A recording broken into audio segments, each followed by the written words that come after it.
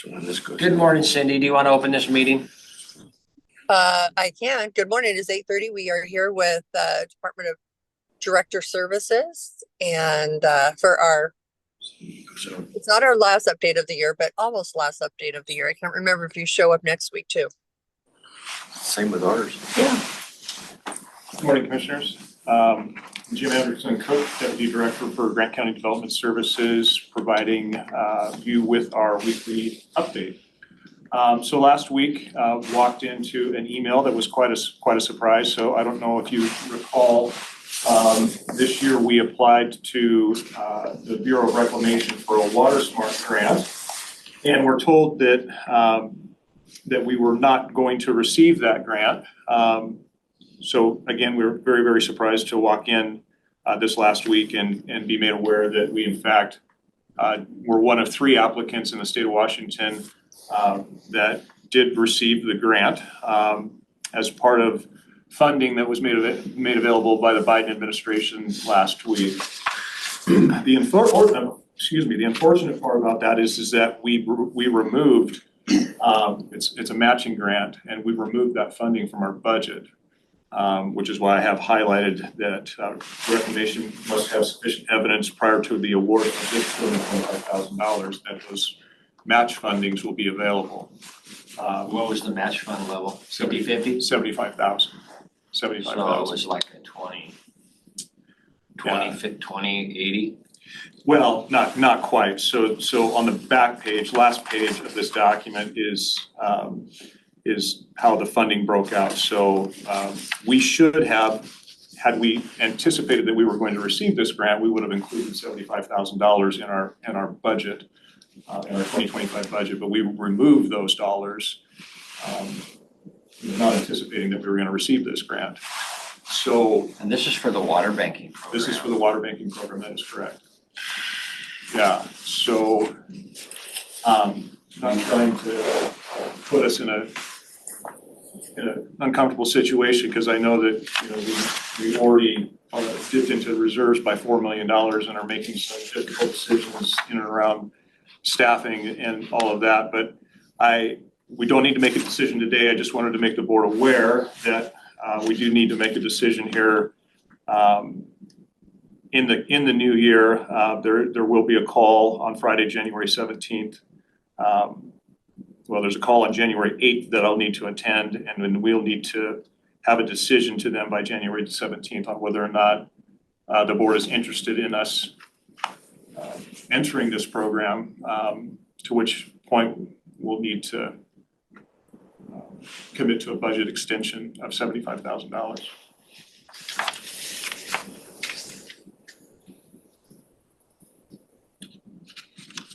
Well, Jim, I think we should move forward on it. So it's something we wanted, and so now that it's here, I think we should take whatever steps are necessary. Yeah, yes, I would agree. I mean, there's an executive summary on page 3 that just is that. It kind of summarizes what the grant funding would go towards and what the hopeful outcome would be. Of course, it is, the end result would be hopefully to stand up a water mitigation bank.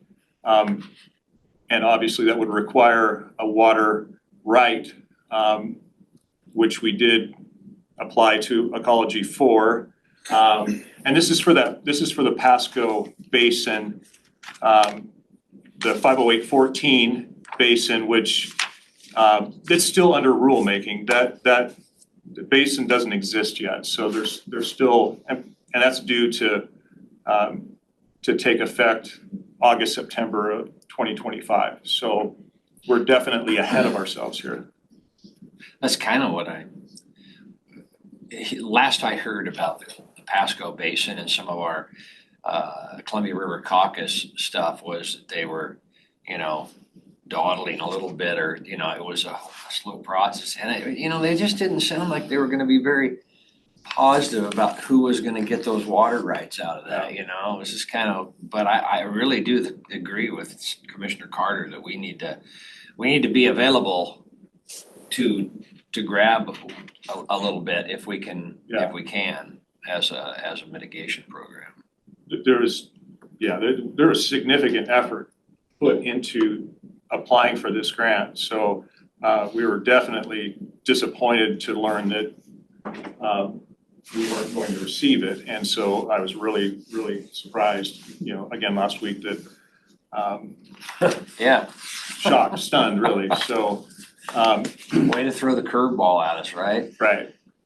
So if we are able to find that $75,000, then I will definitely attend that call on the 8th and let them know that those monies will be available, and we'll push forward. And I'll let the consultants know as well. So you need to know by January 8th where they're gonna move forward on, so that you don't waste your time going to the meeting. Yeah. And then by the 17th, there needs to be a decision made on running a budget extension. Yeah, We I'll need to find tell out. them on January 17th that we're in or out. Yes, yes, I'll find out on the 8th what it means, when they say must have sufficient evidence prior to award that non-federal cost share will be available. Whether that means that I need to show them my approved 2025 budget with that extension, because currently that $75,000 is not in our approved budget. So if that's the case, if that's sufficient evidence, then we will need to do that extension, and Mandy will need to republish that public document that I will give to whomever is seeking it. Well, I'm on board with Commissioner Carter that we need to make every effort to try to fit this in and get it moving forward. Okay. So, I would appreciate that. okay. Any questions for me? We have, our fire marshal is in attendance today. If you have anything you wanted to update the board on, or any questions for Nathan of the board? No updates, but if you got questions. I have a question for you. You wanna join us at the table? I can. Nathan?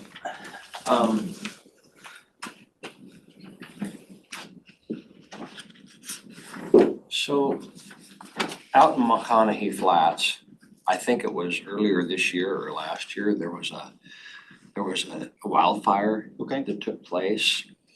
And a homeowner there, it was approaching his house and was out trying to fight it. And he's under some sort of investigation, or we're gonna mention any names, but there's some sort of investigation, and he's been brought into district court accused of starting this fire because he had been burning some of the edges of his property earlier in the day, but the fire came from somewhere else toward him. Are you aware of this situation? You know anything about it, whether you investigated it or Nope, anything? we didn't investigate that when I was the fire district in the sheriff's office. But you remember it?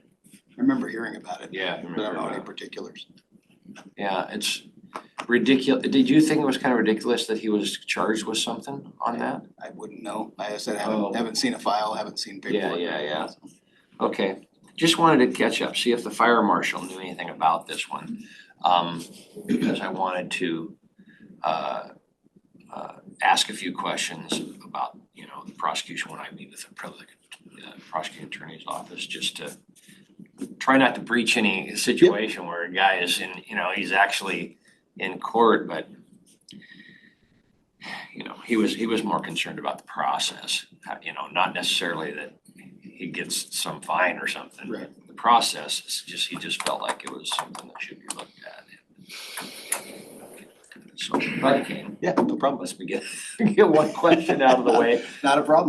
with one of the 3 days that I have left here in this office, So yeah, that's all I have. Thank you for joining. I have reached out to some of the fire districts in my area, and it sounds like the transition away from Grant County investigating every fire and having them do it. The training must have gone well, and so I haven't heard any complaints.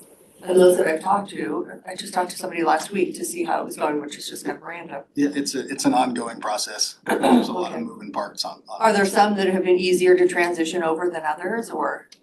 Yes and no. Okay, I know you had some heavy users. Okay. Yeah, that is a good topic. There was gonna be some training of some guys from these things, maybe under your how's that going, or you just? The official part of that hasn't started yet. We're still working on it through the chiefs and commissioners, outlining what that'll look like going forward. The fire commissioners. Yeah, okay, cool. Yeah, there was some monies set aside in the budget this year to begin the community risk reduction piece out of the fire marshal's office. Once we get the transient residence rental program smoothed out, you know, we're making a So platform we're rolled into change. 2025 too, okay. That's part of what we're talking about today in consent, right? Some of the Granicus, Yep. you're adding that stuff to your, that's why the bill is up. Exactly. We're making that transition, we're leaving one platform and Granicus is now helping us with that piece, along with, you know, we have Granicus, we have SmartGov obviously integrated with our permitting software. And now they will also be helping us with the transient residents, identifying and then issuing permits through the same portal, the same Okay. system, so, yeah. I did have a question about that in the 3 minutes we have left. Didn't see any sign off. It said, had a check mark saying legal has looked at this, Yeah. but there was nothing in the documentation online that had a signature or anything. No, But we're all good we to are go. squared away, All yeah, right, yeah, absolutely. good deal. I can check that one off of my, It's on, yeah, I checked it on the cover page that legal had reviewed it, so. Okay. We were squared up. usually what happens on that FYI is if you check that, then somewhere there's a signature or an email saying you're good to go somewhere in the documentation, so. So commissioners, let me don't ask questions. So, no worries. Okay, thank you. Okay, well, thank you, Jim. Thank you. And sorry it was late, we had a very long, it was foggy and the roads were a little like icy fog. And there was a very, very long line that nobody wanted to pass, so we just carpooled all in a truck all the way to town. Yeah, it was a precarious drive in this morning, so. yeah. Was it slick? It wasn't slick, it was just, you know, We I we get were there slick really on early. some of and our. I never saw below 37 degrees all the way down from my place. I was Low, I usually was work. 33 on Adams was 33. Wow. Crazy. It was just very dark and very foggy, so. Slow and steady. Thank you. Okay, Thanks, Jim. well, it is 8:59, we are in recess until 9 o'clock.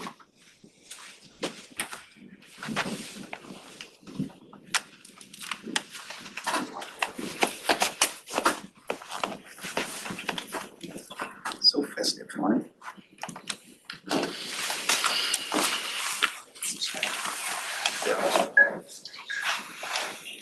Yeah, so everybody's upset about their assessed values. You're gonna be the receiver of all that information, so. I know it. You're on YouTube. Oh, really? Really. So, Yeah. we sometimes gotta get worse as everybody gets this. It is what it is.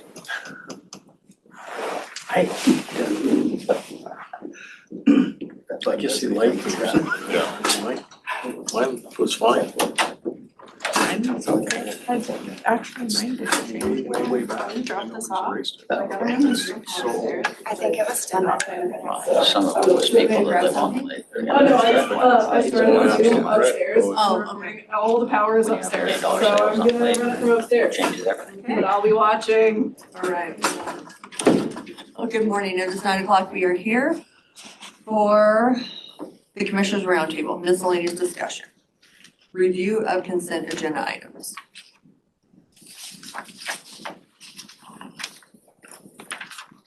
All right, I was thinking we had the Board of Ed here at 9. Board of Ed. I believe that we have members of the Board of EQ here, Madam Chair, to discuss one of our items, which would be the proposed appointments to the alternates of the Board of Equalization that is on our consent agenda today. And so I would ask you to invite them to maybe share some of their thoughts on their recommendations. Is that Okay, possible? that would be absolutely possible. Okay. Best It is, thing- Do we have a spokesman? Jim, you wanna be the spokesman? Jim. Why don't you come up here to this because it's where our microphones are Okay. located. All right. Identify yourself for the recording. By the way, everybody, you notice the sign? You're on YouTube, this is being recorded. Mine is at a later date. Jim Brickell, I'm chairman of the Board of Equalization again this year. I think basically we had a vote, we had 2 applicants and we have 2 openings. We did select the 2 that were available, including Jerry Gingrich. And I think that is possibly, I mean, the reason we selected him for sure was he's trained, he's got the knowledge, and we have a couple of clerks that haven't been trained. And he is eligible then to help them under the Board of Equalization funds, I guess I would say, that he can do work for them at the same time and help them get through the process. The one that's brand new, we have to get through the training, and that doesn't happen until, I believe, May, possibly June. So we just thought that it would be better to have Jerry on the board to help Barbara and Caitlin through the process.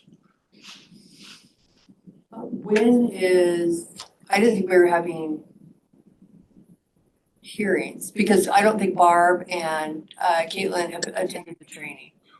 Correct, but So, with Jerry on the board, he could help them through the process before they got my understanding is that they were talking to DOR and they were gonna possibly get training prior to. yeah, that's what we Right, were told. right.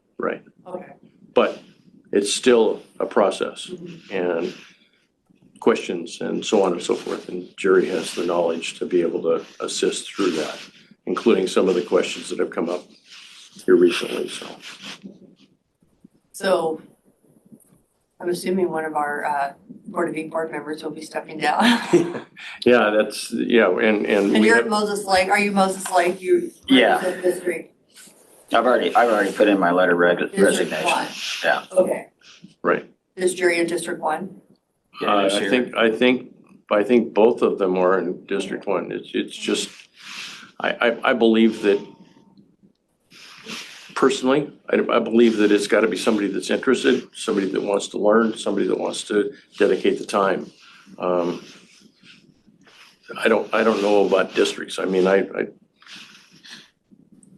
Remind me how Jim? many seats there are, Jim. there are 3 primary and 3 alternates, so a total of 6. So this will fill out your alternate. You're supposed to have Yes. 3, 1 for each Board of Right. Equalization Right. person. Okay. Right. Other question? Did we check the address for the other person that I applied? didn't. I didn't check her address I either. didn't She check her might be in address. I don't- District 2. Do you have the application per chance? I can look it up real quick. So the District 3, I believe there's a District 3 alternate. Would they, That's Richard, I believe. Yeah. Yeah, we have Yes. Richard as. Yes, so he would fill no, because who's District 3? Are you District 3? I'm one. Okay. Kevin, you're 1? Yeah. Oh, you have 2. Okay. Marge is one. Marge is 1. Oh, they're all, how did that happen? They're all different. Again, We interest. try to have representation. That has been something that I have worked strongly on, because District 3 has oftentimes felt like they were not represented. So that is something that I've been trying to make sure we have the ability or knowledge. Yeah, the hard part is getting people to apply in Yeah. those districts. It is. Which, by the way, thank you. Yes, Each one of you who thank you, served strong. in this role. That's, yeah, that's great. All right, let's look at this. Just out of curiosity, I think, item 7. Takes a little while, you know, but as fast as this Wi-Fi is, it still takes a little bit.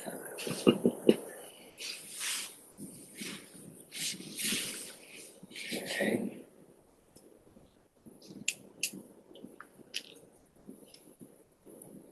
Oh, you know what? was sent to us by email, Cindy.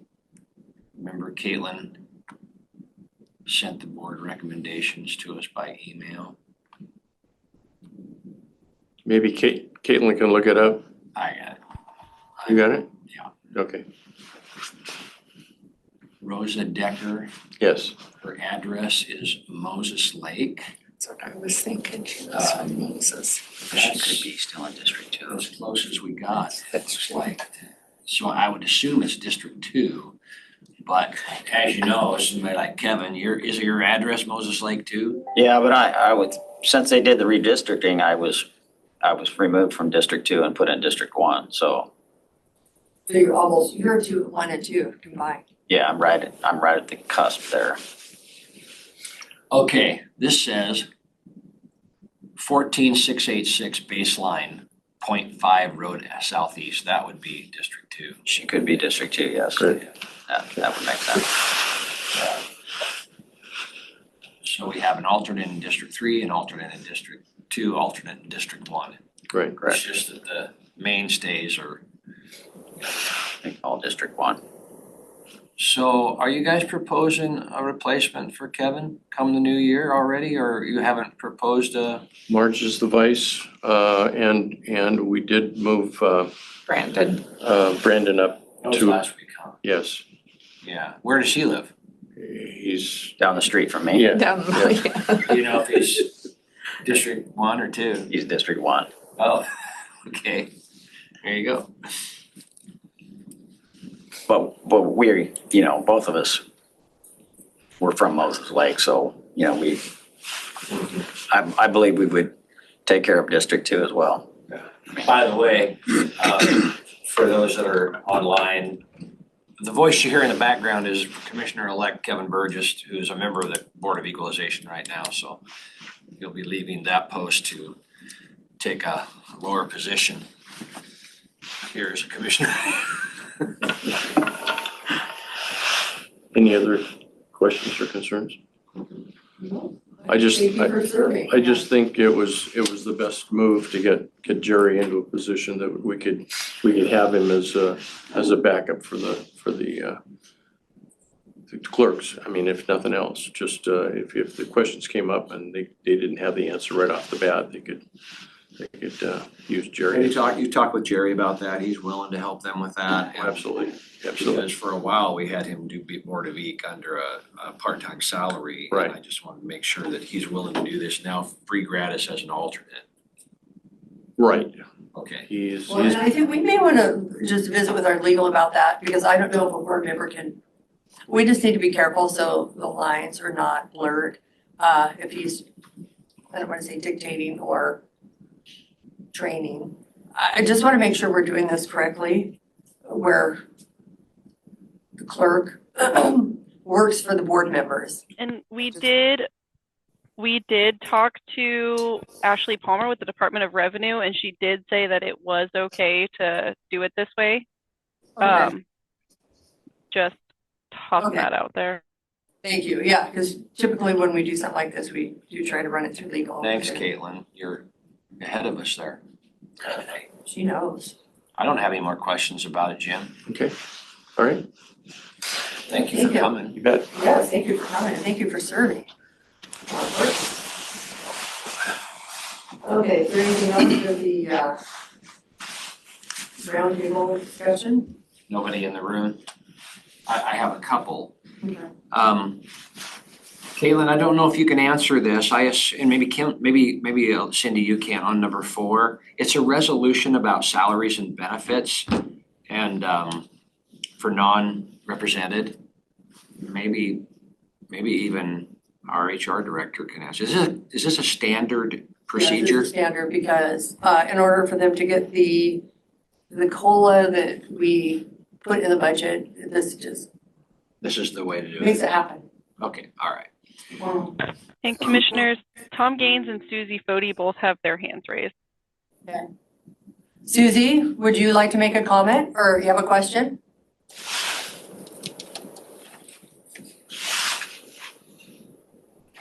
Takes me just a minute to unmute. Yeah, good morning. I raised my hand, but it was only to see about getting something as a walk-on item. So Okay, I don't which know if this is the walk-on? time or not. This You would can- be a perfect time. What's your walk-on? So over the weekend, I was notified that Kids Hope will be receiving an additional courthouse facility dog. And our staff are going to need to go to team training camp to get the dog ready to work in our courthouse and work at Kids Hope. That team training camp is the week of January 20th, which is definitely under the timeline needed for out-of-state travel requests. But I feel like this is something far too important to let slide. So I wanted to just get permission to purchase airfare, and your permission to get going on setting up 2 staff to travel out of state. The out of state is at Assistance Dogs Hawaii, and team training camp is in Maui. And that's not a joke. For real. I volunteer for that. Yeah. We have several volunteers in the room, to help out, carry suitcases or something. Right? I don't even get to go. And, okay, Susie, I know the question's gonna come up, I might as well ask it. Is this the only place this training's available? Because it really kind of looks bad. I know it does. Yes, this is the only place. The dog was born in Australia, the same place that Valor was born, and has been living on Maui at Assistance Dogs Hawaii, where they've been doing their training, and they're ready to ship the dog to the States with the perfect match. And after our site visit last week or the week before, they put our name in and had a dog that was a match. And it doesn't ever happen this quickly. So we feel really lucky that Una has been selected for us. And oh my gosh, it's a pretty exciting opportunity. Plus, it's Maui. Goodness. Can you explain to the people that are here and online, Susie, what this dog's job would be?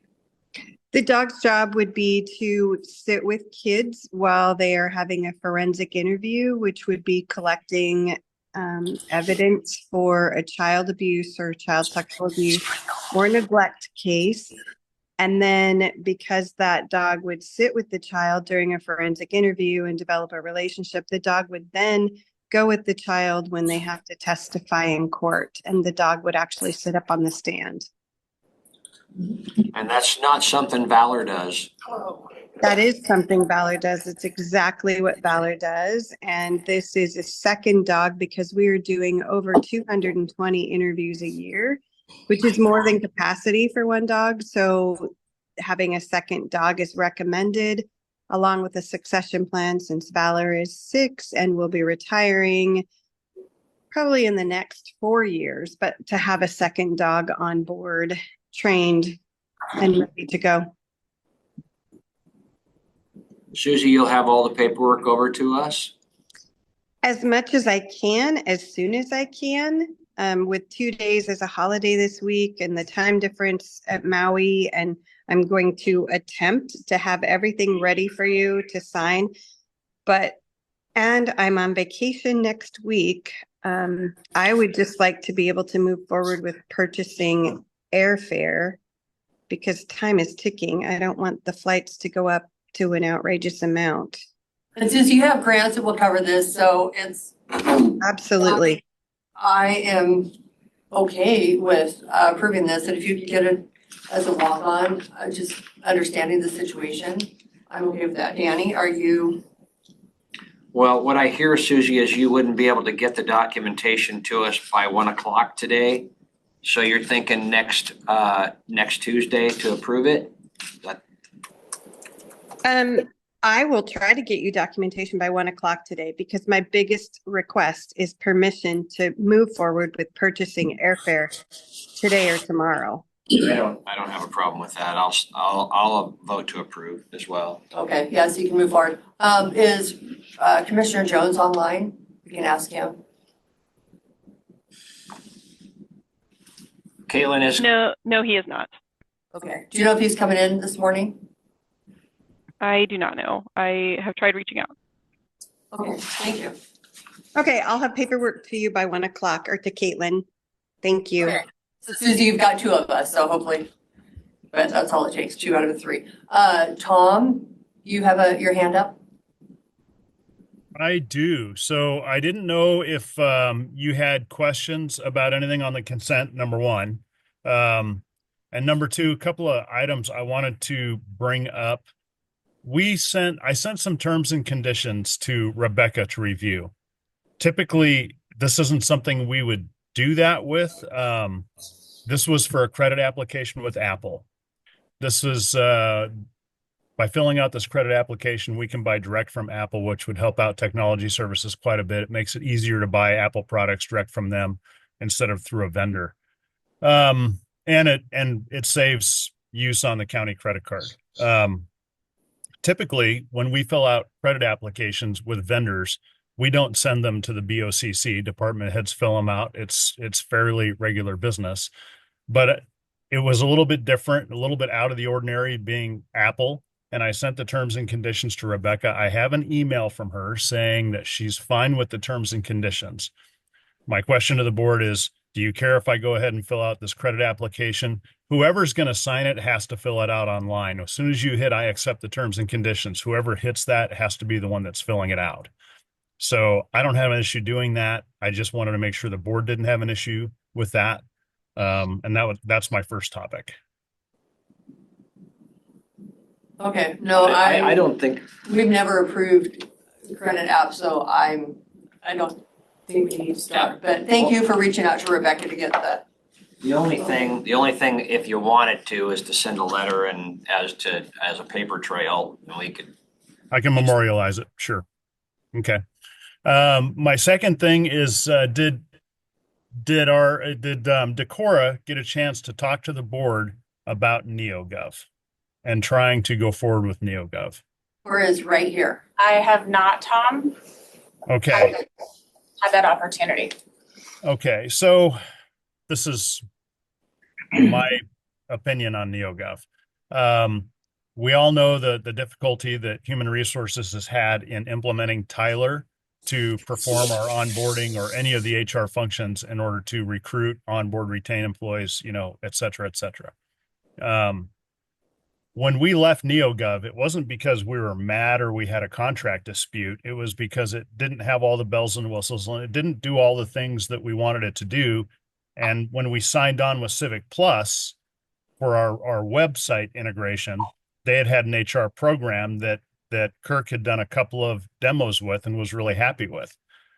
We had no idea that after signing with Civic Plus that they were going to be sunsetting that program, leaving us in a situation where we had to find HR software again, which is where we are. So at the midst of finding that out and going through it was when we started the Tyler Tech onboarding or the Tyler Tech implementation, and we found out Tyler Tech had an HR program. And it's been a train wreck. I don't think there's any denying it. I think you can talk to everybody about the inability and in the future, whether or not we'll ever be able to implement Tyler's HR platform. I don't know. But NeoGov is a platform that we used before. We were contracted with them. When we left them, it was a simple 30-day notice. We didn't have any issues with that. Since we left them, they've actually revamped the program, and now it does more than it did in the past. And recently, I believe, and Decorah, correct me if I'm wrong, Kirk and you and Keith went to Kittitas County to see a demo of it and see how they're using it there. And everybody was pretty happy with it. And I think HR is ready to move on with NeoGov. I sent an email to Rebecca letting her know that my intention was to ask the board to allow HR to go ahead and start implementing NeoGov, which would mean signing a new contract with them without reviewing the terms and conditions. I think the risk is really low. That's just my opinion, and I'm not giving you legal advice. When I sent that letter to Rebecca, she replied to me and Kevin said, do not do this. wait until Monday and I'll pass it off to Barbara.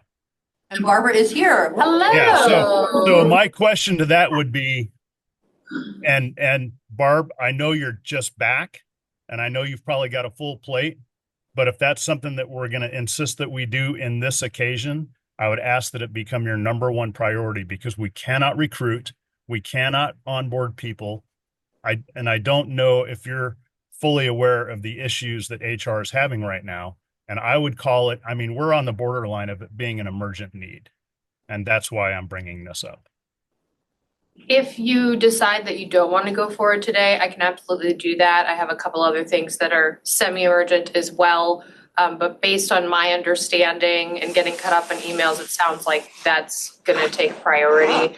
And so I can make that a priority. I have all the information that Tom gave you. I don't have anything else other than Rebecca asked me to come and ensure that you were aware that she and Kevin were against it. I've not done any independent review. That's me just relaying that information. So if you don't want to go forward today, I'll review. If you do, I won't. Let me know.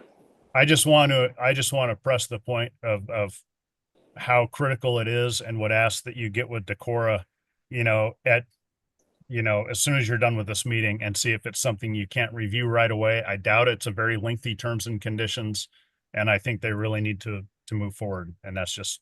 Well, we currently have used NeoGov, so we are a user of some of it. Decorah, would you say that would like to move forward on this? I would like to move forward. I talked to Rebecca on Thursday evening, and knowing that she was on vacation on Friday, she said that she would review it on Friday if it was a 911. I didn't feel like we've been doing this since October 1st. So with Tyler, I didn't want her to not have her day off.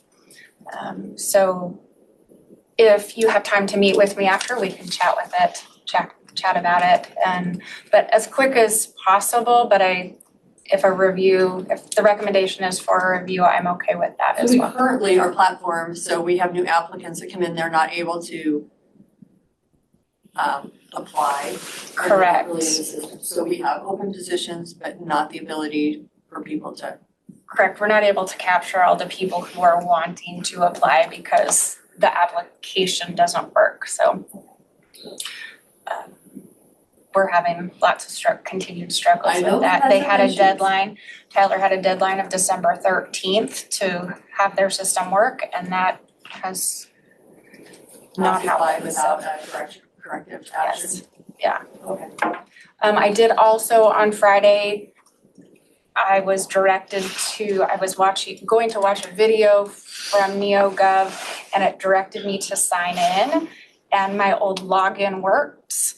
So, and they said it wouldn't, but it asked me to log in, and I was able to. All of our information is in there except for previous candidates. So I have gone back to them this morning and asked for them to look at that implementation schedule to see how much it will decrease now, and if there is less cost to that implementation because we're already in their systems. So hopefully What are we talking about cost, and is it in somebody's budget? I don't know if it's in somebody's budget. The cost was $36,000. I'm sorry, $31,000 if we were to onboard and sign that agreement before the end of the year. If we sign it January 1st, it goes up to $36,000 for the purchase and onboarding. The ongoing subscription cost, if we lock in before the end of the year, is $1,500 a year, which is pretty cheap for a software subscription. After the first of the year, that goes up to $1,800. So where it's not, it's not a $500,000 piece of software, it's still saving $5,000 if we could do it by the end of the year. And I appreciate the conversation. I fully understand the direction that the prosecuting attorney's office is taking on this. I just wanted to throw my 2 cents in. Okay, thank you. Barb, is it possible you could meet with Decorah. Yeah, I can make time today. At this meeting? Yeah. Or Okay. You can go down. I'd prefer to stay just in case there's an issue, not that I anticipate one, but if I leave, there will be, because that's how that works. But yeah, if you're available, yeah, sit down. That's great. Welcome back, Barb. Yeah. Nice to see your face in person. Yeah, it's nice to see you. And I just for can't see you, Barb, but welcome back and Merry Christmas. Thanks. glad to have you. Just for reference, we did preview another product, and its price range was 50,000 per year versus the 31 for 3 year. So NeoGov, we know it's successful, so. Okay, well, if you two want to work on that, and then I guess if you can get it to us before 1 o'clock today, is when we have our commissioners meeting, or see what we can do. We'll play it by ear. Great, yeah, I can make no promises that I will be done by 1, but I will try. Is there anything else It would on? be smart, though, to have the document of some sort to come before us in case Barb gives the green flag, you know, that it's near us, you know, and, yeah, okay. Okay, is there any other questions on roundtable? I have a consent item question. Or sorry, consent, okay. Did you see the budget for the Grant County Animal Outreach? It's 100,000. Yeah, and I thought we they were added another asking for 100. 2, and I don't know what we budgeted. We only budgeted 100, we never did go back in. There was some confusion because they were asking for 2024, 2025. She submitted it for when she submitted the 2025, we kicked it out, made her change it to 2024. So basically they've submitted, we just did not act on it, so they still have their request of 2025 out there that we took off of our consideration. So we can put it back on, but We did give them some for 2024, an additional amount, right? Yeah. We helped them finish up. Yeah, the they had year. 2 questions and it was just got confusing when we were asking, so. I was just seeing that and I was going, yeah, I thought they asked for 200. We did, but Barb told us that she could only put the contract forward with 100 because we didn't budget for 200. Yeah. So we need to remedy that or Well, hold it until. My suggestion would be, see where we get, Tom's still online, see where we get with this property and building thing, give them the 100 and reevaluate if we're moving forward with the building, you know, and that's kind of, we're focused on that next year. That would be more positive than the extra. I think they need staff to keep it going. Tom? Yeah, and I don't know where we're standing on that with the building of it. It seems to be very much in the air. The location again seems to be up in the air. And that's been a really difficult thing for us to get our hands wrapped around. So I'm not sure where we're at on that, Danny. We'll find out, I guess, after when we're all back after the Christmas and New Year's break. Okay, thank you, Tom. Any other? It's a difficult one because we've been offered a couple of pieces of property by the port, which would put them in jurisdiction over the property and all of our planning and everything. We have a piece of property near the port that we wanted to move forward on, but the port is begging us not to move forward there, so. So on that, begging us, Asking us. I don't know. Yeah, I wouldn't use the term begging because since we've reached out, it's been crickets. They've offered us 2 pieces of property, but it's been crickets since then. They haven't engaged and said, "Hey, how do we move forward?" So I'm, as a matter of fact, sending them an email this morning saying what's next. And then I think Rob was going to drive by the 2 properties and check them out and see what he thought. I sent you guys kind of a 5-slide PowerPoint on what I thought of the 2 properties, and that was going to be for discussion once we were all back. Of course, Danny, you won't be here, but Kevin, I'll need to get brought up to speed on that. Let's close this conversation out, Yeah. Tom, because I don't want to breach any Sure. anything we discussed in Sure. executive session. And just say, yeah, thank you for continuing to work on that. Because we've got A lot going on there. Gee, I was crossing up on coroner and animal outreach. Gee, Well- when he Christmas, my brain was in two places at once. There might be some opportunity out there at the port for animal outreach. I don't know. So there's Well, plenty of property. but I know it's a contract we need to address with them because they've submitted it and we haven't given them an answer. So. If I could ask one more question about consent, number 2, the ARPA request for the Avidex equipment at Public Works. Was there going to be an ARPA meeting, Danny?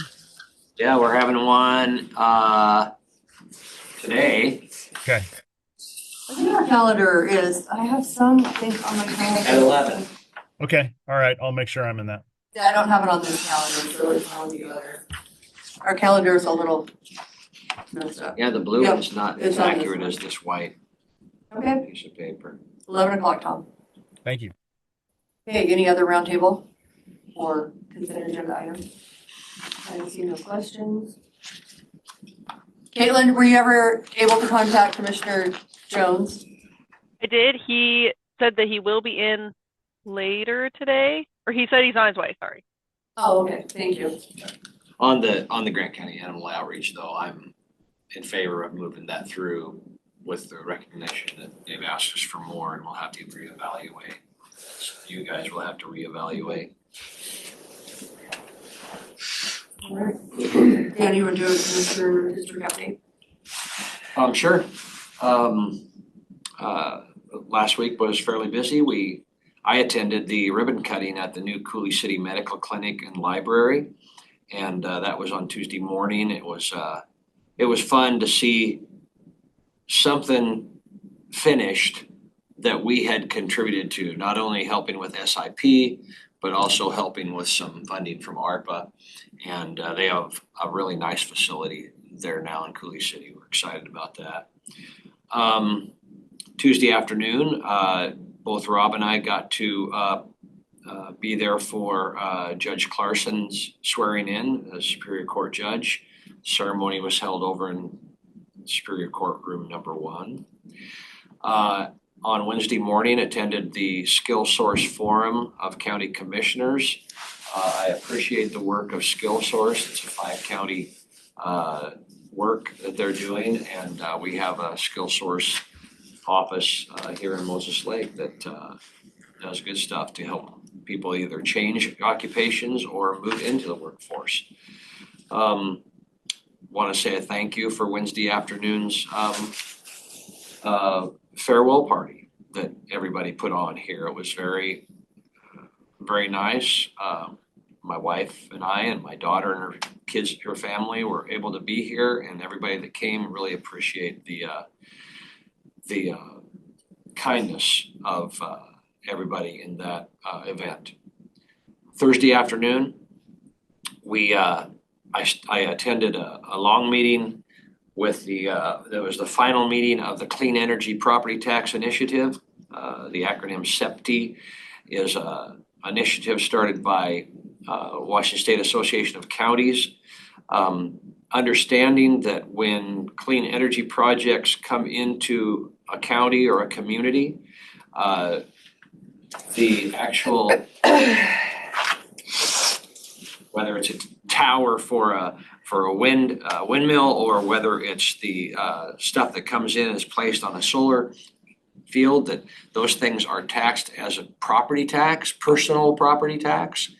And so therefore, there's this influx of funding from these things into a county, and so all the taxes go up, right? The tax income, the revenue goes up to the county, and then it starts depreciating out over 10 years to where it's depreciated out. And when that happens, the other taxpayers from the county have to pick up what was, so it's an unfair tax structure. And the Washington State Association of Counties has written a white paper on this showing how detrimental this is to the taxpayers where these things go in, and they want to try to fix it with a bill. And so this committee was put together to come up with recommendations on what should be in a bill to make this change. And the task force ended up recommending their their number 2 choice out of all of the ones we came into. The number 1 choice was a variation of this. It's called nameplate capacity tax. Basically, it would be an excise tax on these companies that come in that would be consistent through the life of the project based on the nameplate capacity of it. So if they say this can put out 4 gigawatts, not what it does actually put out, but what its nameplate says it can put out, that would be where the excise tax lies.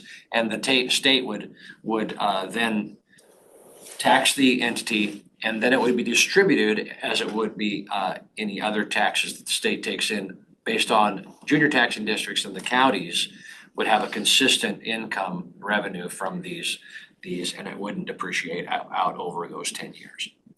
So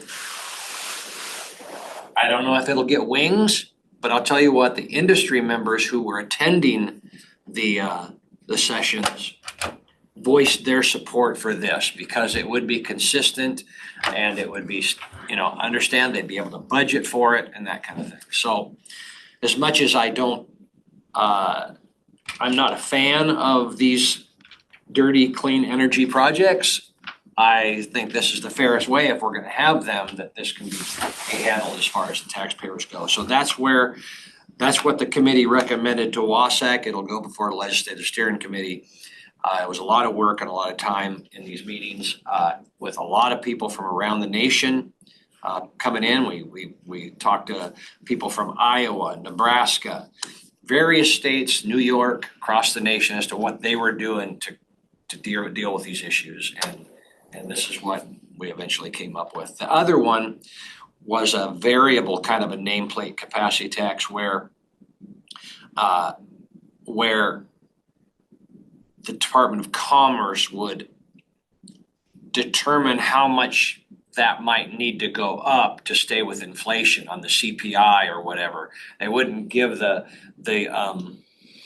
industry members a thing that would just be steady for years and years. It would say, we want that to go up a little bit with CPI because the counties need to be gaining with CPI.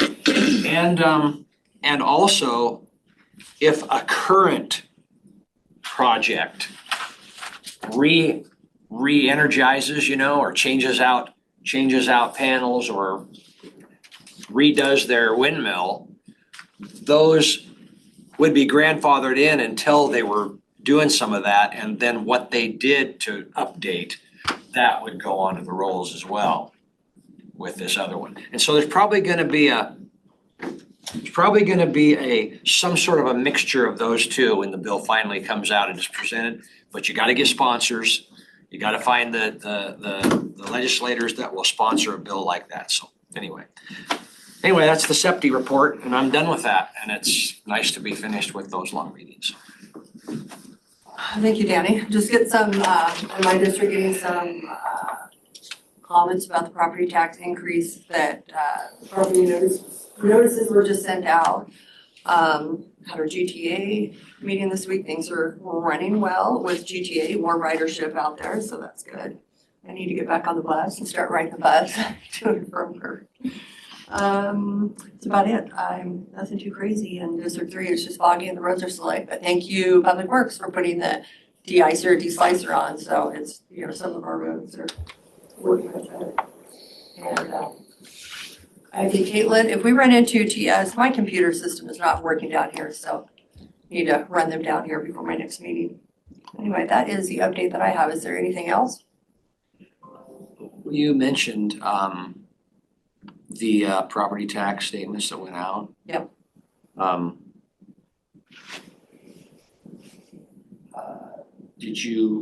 you been receiving calls about that? I just see an email that we just got a call this morning in our office about that. Yeah. Well, I'm looking at an email right now, but yeah. Yes. Sorry, Cindy, you definitely asked me a question just a moment ago, and I actually was just on the phone with somebody who was discussing their assessment notice. We have been receiving quite a few phone calls about it. Word is out on the street, so If I could give you some information on that also. When they got sent out, there was an error on the paperwork, and they actually, instead of a 30-day window to call in and get their paperwork in, it's now a 45-day because it went out 12/15 and it's dated 1/31. Well, lucky, we get an extra 15 days. To settle. Yeah, I remember, I think Melissa kind of warned us about that coming, or were you in the meeting with Melissa, or did she just? I'm not, I don't. She might have just grabbed me in the hallway and said, hey, warning. Yeah, that's news to me, but Might get some anyway. calls on She that. wasn't happy. The assessor's office, they do a great job trying to fix what they can. Anyway, anything else? It's 9:42. We are in recess until 10 o'clock. And we will be meeting with the board. Oh, let me make sure I get the right calendar. We'll be meeting with the board week. Actually, the Board of Ec is meeting themselves without us, I Okay, believe. well, it's just accessible role. And Okay, so okay. we're back in at 11 for the American, Okay, the thank you ARPA meeting. for. Okay. All right. All right, what are yours? Thanks, everybody, for coming. Thank you. Oh, gracious. I think I'm gonna go back. Have you recalculated? Hmm? Have you recalculated? Recalculated what? My suggestions on the, Well, our new totals it was in there. in there? And my letter that I sent you guys, or I had Barb send to you. I figured it in. Well, my score on email right now is low C.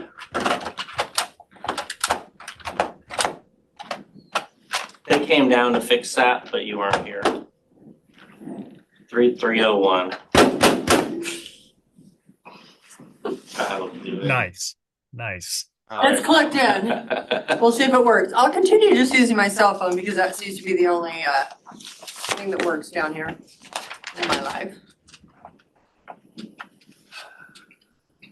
I guess you can send me, I did not break my screen, but if I do have a broken screen, you can send that to me. Okay. I was. Good afternoon. It is, good morning. It's 11:02. We are here for a commissioners meeting talking about, yep. I love it. My mouse does not work. My screen does not work. Okay.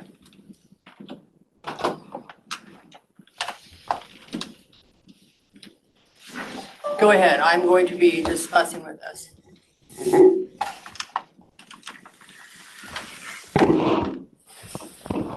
Deanna, you want to take it over? Okay. On the 17th, I put together a letter, and I should probably print out a copy of it for you. How about I do that?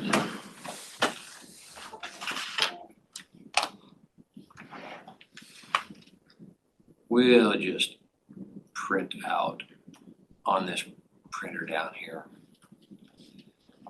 I was busy upstairs and didn't get this done. I apologize.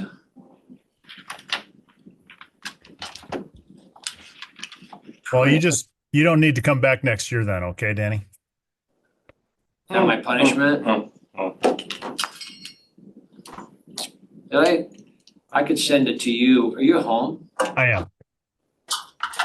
Yeah, you can send it to me. You look like you're in a shop. I am.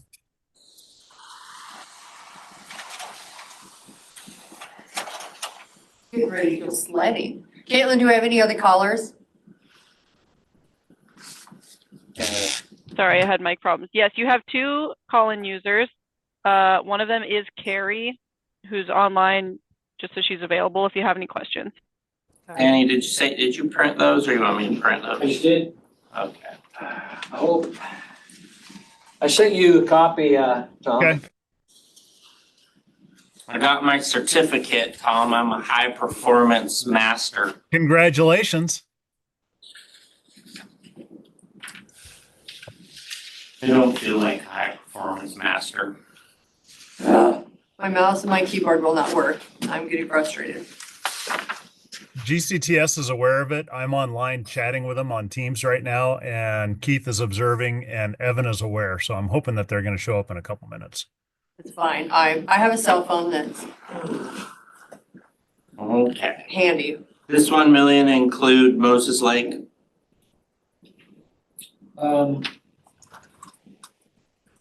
So, well, you read through it. Yeah. As of today's date, there remains 1.1 in the county lost revenue, okay, which were allocated. The amount of funding remaining in the account not specifically designated as county is $319,000. The BOCC here, I'm writing a draft letter, guys. This is draft, okay?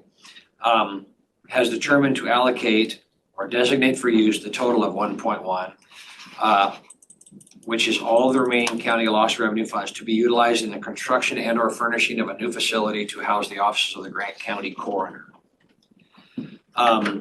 County lost revenue funds totaling $585K were originally dispersed through a beneficiary agreement to the city of Moses Lake, which are not being used for their designated purpose.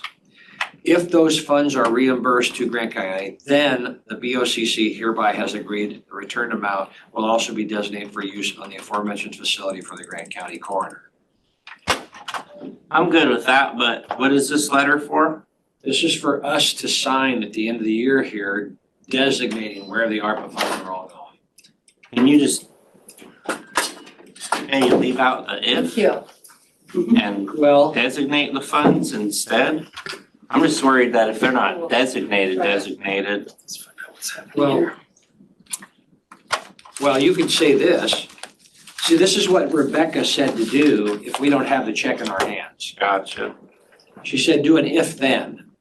So maybe the if should be, if they're reimbursed, then the BOCC hereby has agreed the returned amount will be, are designated for use. We'll just say are designated for use on the aforementioned facility. That would clarify it.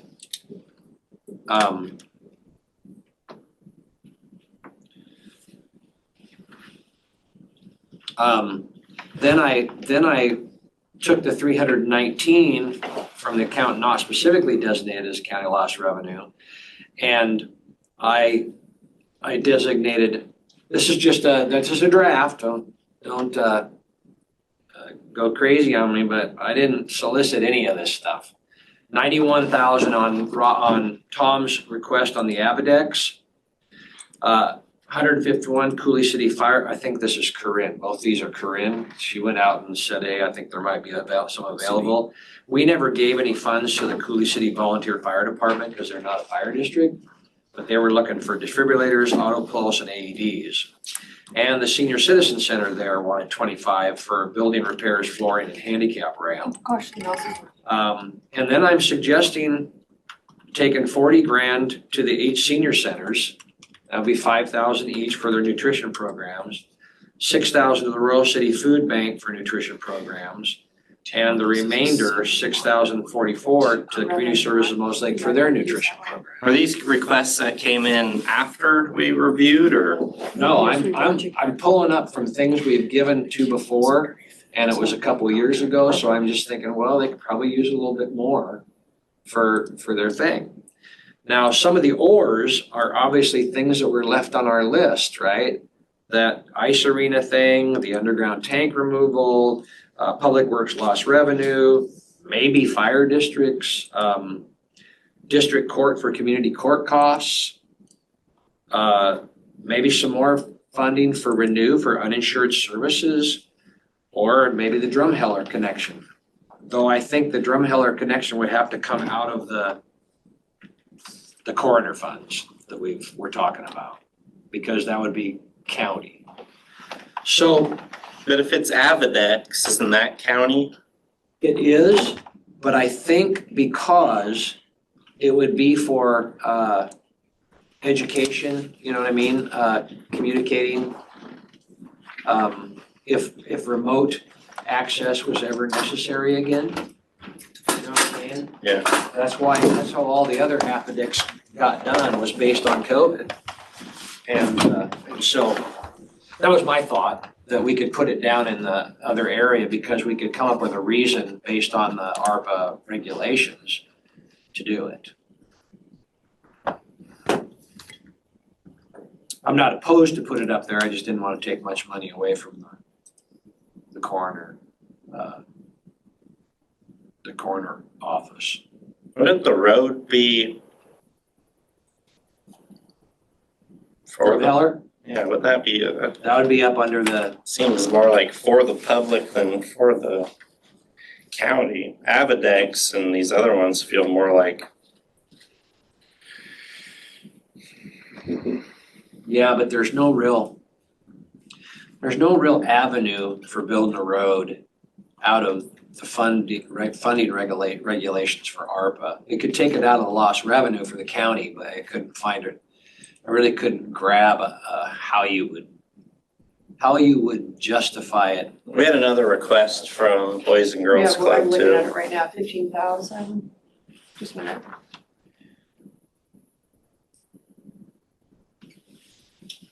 I missed that.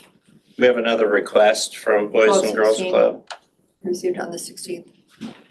I must have missed that. Which that's another possibility.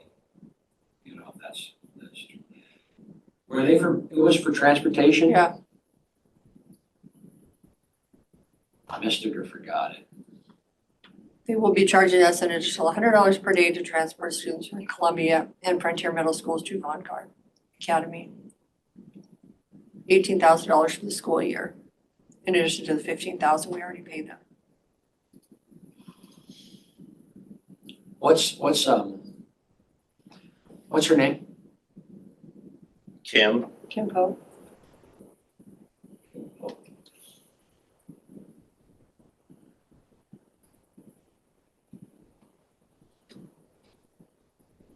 See, that'd be another easy one, you know what I mean? Because we've Well, already they're got also a looking for a beneficiary agreement. $37,000 van. What's that? They're also looking for a $37,000 van.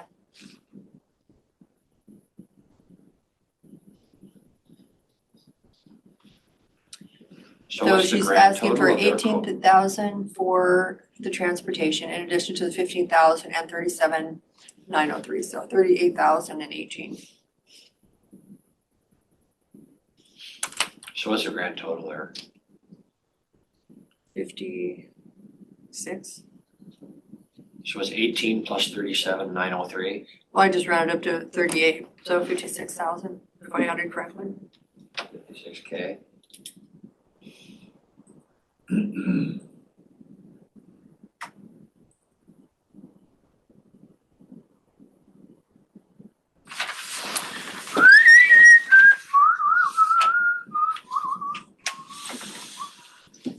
So you kind of see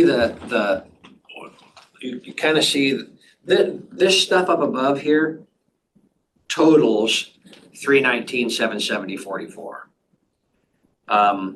If there are other things you want to do, like that 56K, move some out, move some in.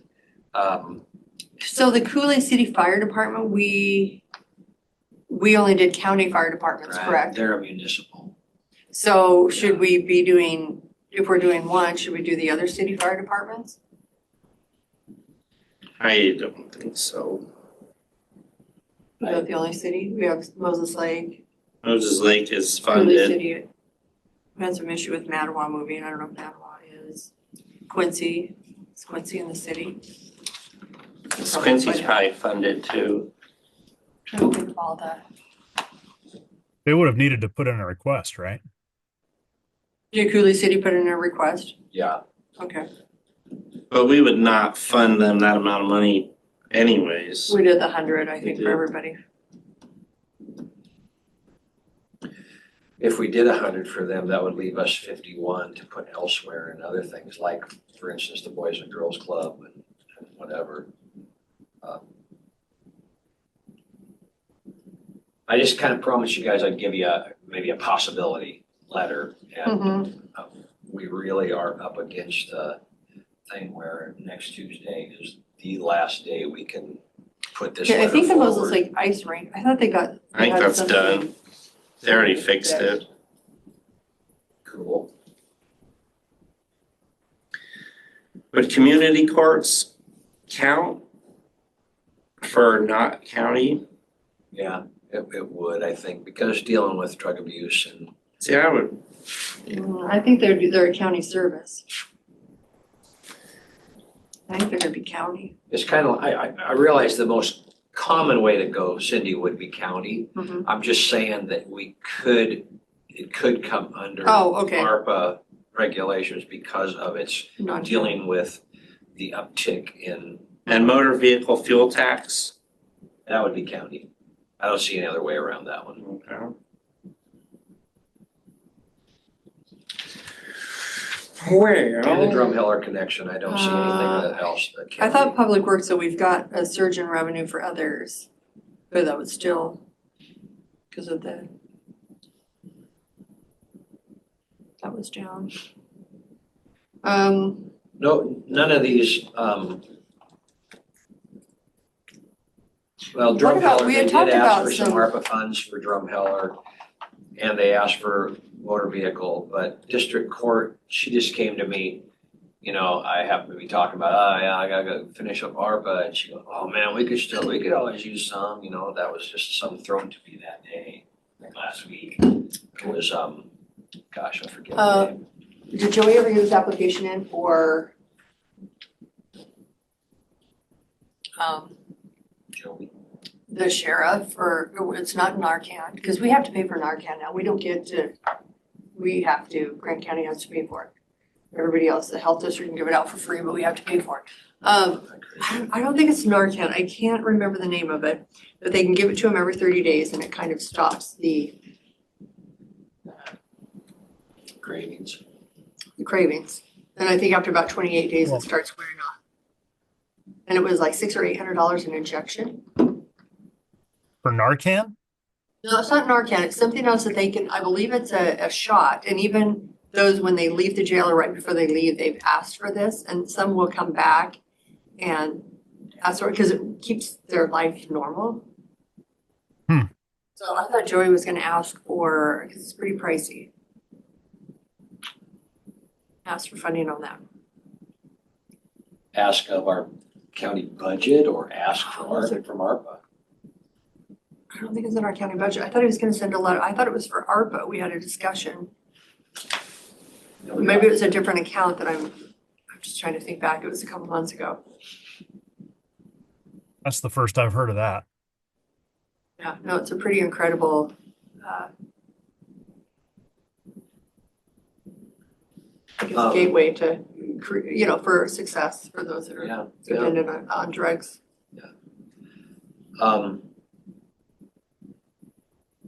So are you guys, do we want to divvy up the 1.7? I mean, you know, our treasurer is pretty hepped on, we need to bond for the coroner's office and, you know, do you want to spend the whole 1.7 on the coroner's office? Or do we want to spend 1.4 on the coroner's office, leave us a little and do some of these county things out of that? And then, you know, I mean, I've just thrown ideas your way. You guys have thrown a whole lot of other ideas, but we are up against it and I want to just make sure we get done. And I'm not opposed to whatever you're talking about. Can we talk about the coroner's office for a moment? So I just got an email from Daryl the other day. I haven't even had time to share it with y'all yet. And it's got the estimated annual payments to fund $10 million in a bond for the morgue. And I'm not sure where they came up with the figure of $10 million. We've been shooting for 4 to 6 million since the beginning, and I don't think we're going to need more than that. So I'm wondering, you know, if it looks like on the 10 million, a financing term of 15 and a half years, the annual is 836,000 a year, and it goes down from there whether or not you go 15, 20, 25 or 30 years. But You say 800,000 if it's a 10-year? yeah. Yeah, if it's 20 years, it's 709,000, and it looks like your estimated all-in true interest cost on 10 years is 3.89%, and on 20 years is 4.21.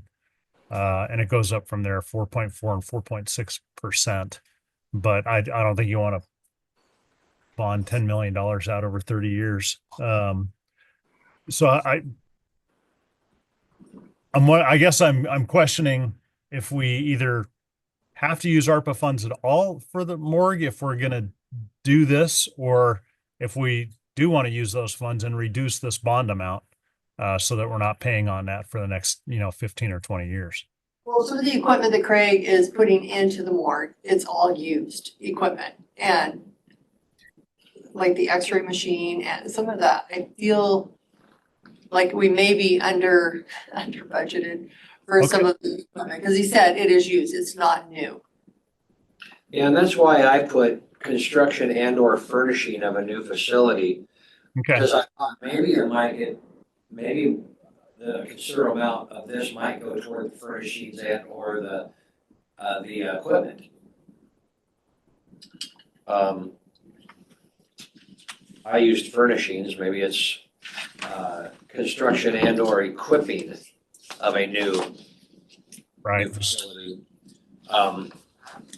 Because maybe that's where we spend some of this ARPA on, like the MRI or whatever he's X-ray equipment he's gonna need. Yeah, it's a CT scanner and a full body X-ray machine. They're two different pieces of equipment. Yeah. Yeah, it seems like he was over $1 million on those when he was looking at originally. He was. No, 1.8 or something. Yeah, it was like 1.8. But the X-ray, like you said, that's not new equipment. It would be a lot more if you were to get new equipment. Oh, I thought those were new and he No. was going less. No. Oh, I thought they were new. The 2 million number was new. Was that the new? Yeah. Because I remember that the MRI machine was like 1 million. I don't think he shared those costs with me. We did, and Spokane shared them. Oh, okay. And that's what we based them on. Okay. I think the county portion's pretty simple between morgue equipment. It could go to Drumheller or just another step in the Gorge project. But I would like to see it go to the morgue and finance a lower amount. Can I use the morgue equipment? Okay, I did reach out on my county cell phone and I did text the sheriff to see, and it is Vivitrol and it is $1,500 a dose. Wow. And it's, like I said, wildly successful. But he's gonna double check. So I think that's something that it would go in the community. It would help staff. It would just be a win-win. That would be in the non-county portion. I think it could be in the county because it's administered in the jail for But our. we would want it, we're trying to use use it in the the non-county? non-county. We could definitely put it in the non-county. I And think it's a how- service. How I look at these is the central services one, because the technology, we're gonna pay either way. So if that can be in that non-county how you have it, then that would be good with me. Cooley City, they did apply, but I would be okay at 50. The repairs to the building for the senior center, I would be probably in 20. Food banks, I would look at 5, including Royal and Moses Lake, not the 6,000s. They're all kind of tied together. Yeah, so I would do 5 each if we're gonna do that. Boys and Girls Club, I put in here that I would support, and then I had the other money designated to do the Royal tank. But if we wanted to break out those any different into the Vivitrol, I would support that too. So that's where my notes are at. I wonder on that underground tank removal, do we want to do the whole 80? Do you think we? No, can I do had it 50? down for 52 Okay. because that was the remaining, but if we do the Vivitrol, then I really think the Vivitrol is gonna be, okay, he's waiting for the nurse to call him back. I think this is something that would be a huge, huge help. I mean, it's It's literally stopping the urge for drugs for the, And it stops it for a certain time period or? I think it's 30 days. it's 30 days. Yeah. It's extremely expensive, but I mean, these are the individuals, they've been in jail. They, Oh, no, I get it. I get it. I just think for society, that $1,500 is, it's huge. There's a bigger saving. We get a lot more out of our kickback or whatever you want. Our investment seems high, but the initial investment. we get a Return lot. on that investment. Thank you. It's the end of the year. I can't think.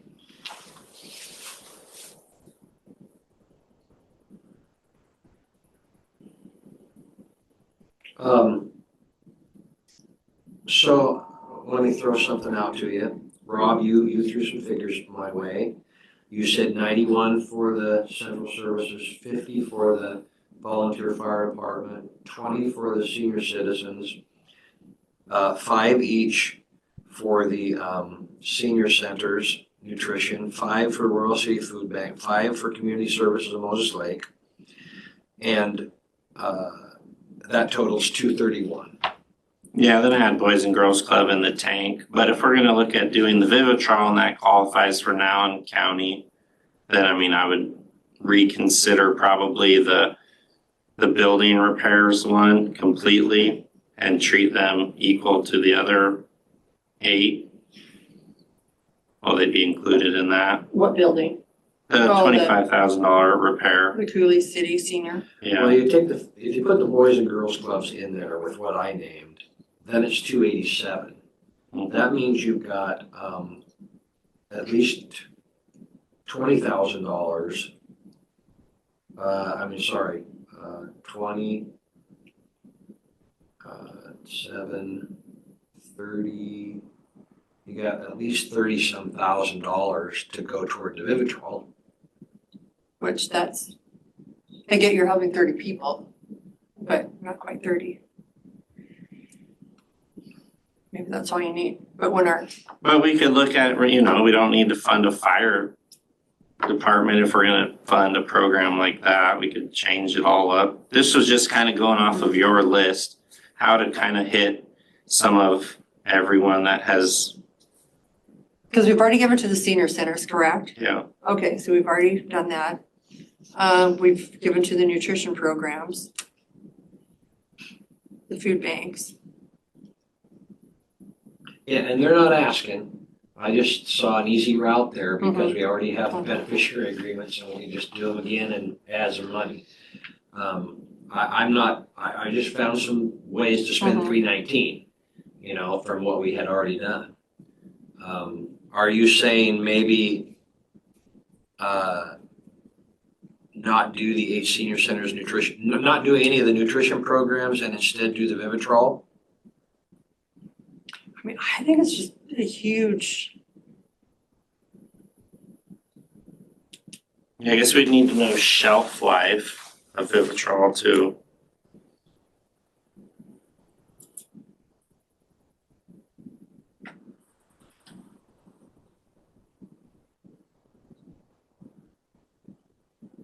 so yes I'm just kind of going down the list. So yes on the Avidex. Is that, all of you are yes on that? Yeah, other than the price is insane, I'm gonna get into that business. Well, should we do 50? No. Tom, is 91 accurate for that room? Yes, it is. Actually, 91 gave us a cushion of about $1,100. I can find it back. Well, actually, you know what? It's sitting on my desk. I don't need exact, I just was But curious. you're right there. Yeah, it was $90,460 and change, I believe. So I have a question about Vivitrol. I'm looking it up online.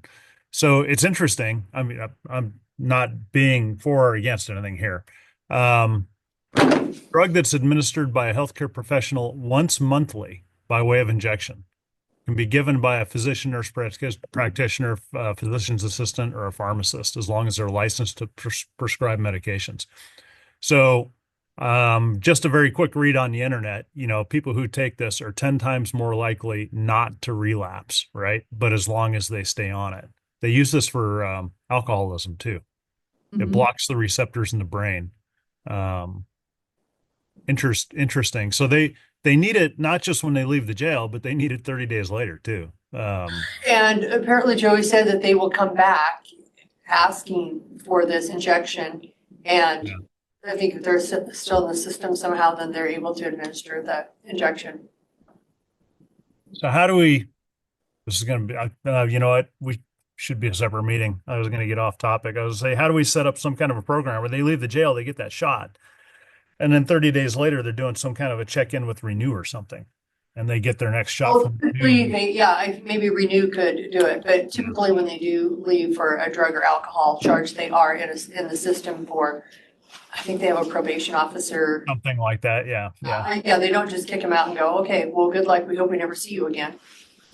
Yeah, what you don't want to do is just give them, I guess, the nice side of my brain says you don't want to give them a shot and just kick that can down the road 30 days and then they're on their own, right? And then So is it 1,500 per person or per shot? Per injection. So 3,000. Sorry, 1,500 a dose, but let me double check. 3,000. Yeah. And I think once you get, the longer you get down the, I don't know. I feel like you want at least 20 patients. Well, I think That's it'd be like 60 6 grand. months. I don't know, if you talk to the sheriff, this has kind of been a game changer. Well, yeah, no, I just, the whole take for me on that is that I would hope that there was some way, that people after that initial dose, right, they leave the jail, they get that initial dose somehow. That some come back and they're like desperately in need of it, and that's where they've been able to help them. And again, I don't know if it's through Renew or. They're doing it now here. Okay, he said it's, they can use some Sublocade. It's also a shot for opioids, $1,200 a dose, and we could use 20 of them. Is Joey here today?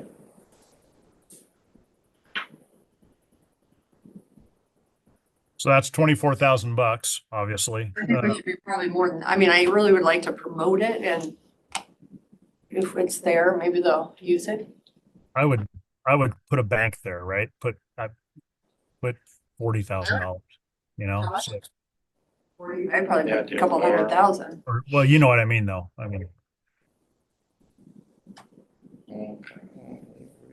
Calculate my opinions.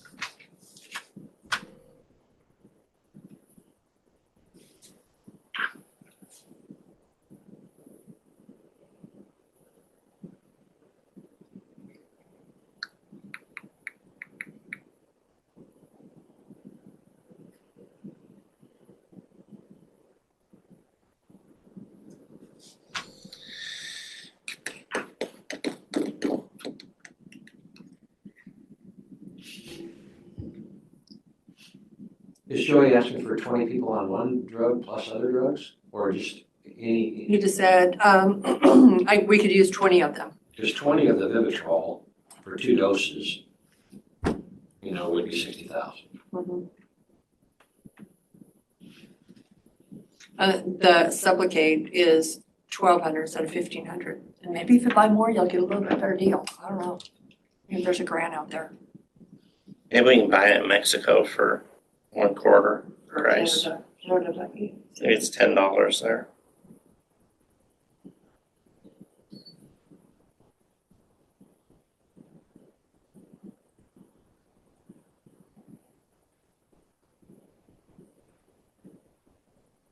So, I'm gonna rehash, 91,000 central services, 50,000 Grand Coulee Fire Department, 20,000 Coulee City Seniors. I'd probably cut that down if we're really looking at doing. For the Coulee City. Yeah, all of them really. Kind of make a decision of which route we're taking and not worry about splitting them up as much. I feel like we've already gone way. I'm okay not doing it in the fire beyond. departments or the seniors, because we have already done an attractive donation earlier. For the nutrition program?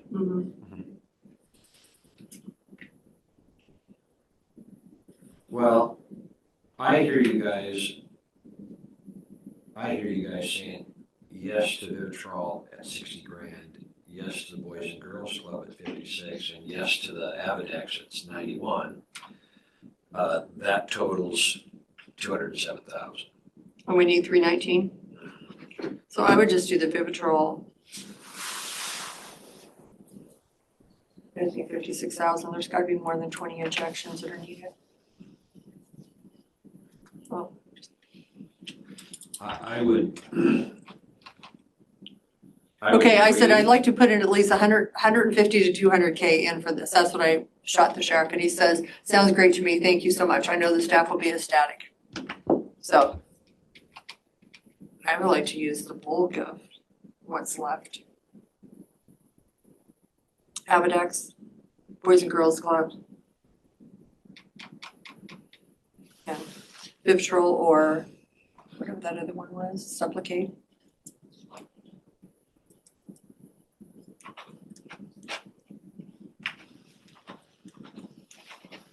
And so whether it's through the jail or you work with Renew for it, I just think this would be a win-win. It's actually helping to.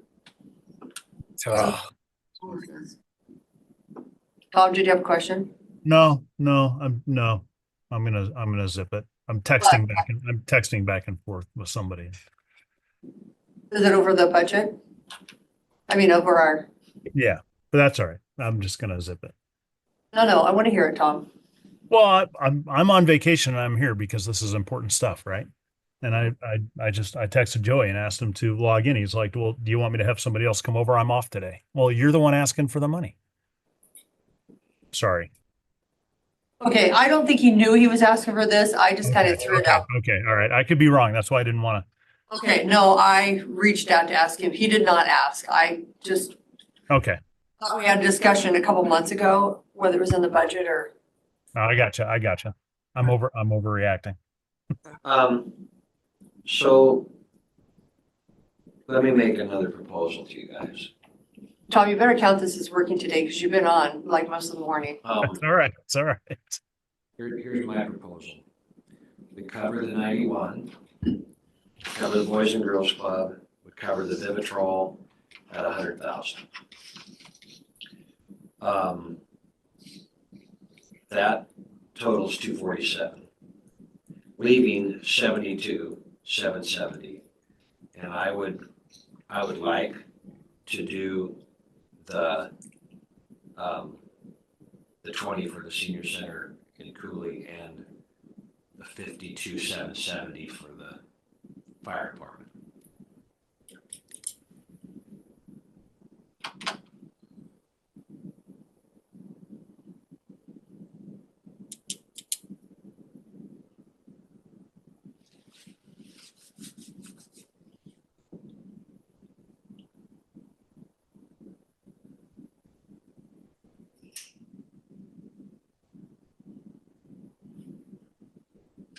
Okay, so the 52 for the fire? Yeah, they asked for 151, and at least they can get some AEDs or they can get their defibrillators.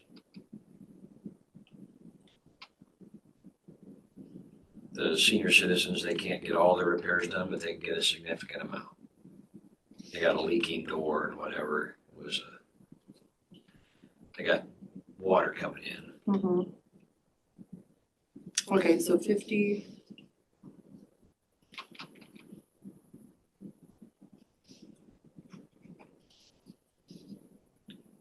So it's 91 central services, 56 boys and girls, 100K Vivitrol,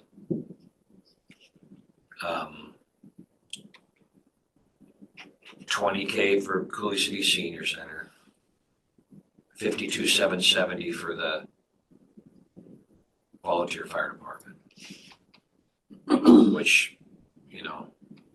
significantly less than we gave every district fire department, but then again, these aren't districts, they're municipal, so, and they asked us. So that totals our 319, 770, 44. Okay, so Vivitrol is at 100. Okay. What do you guys think?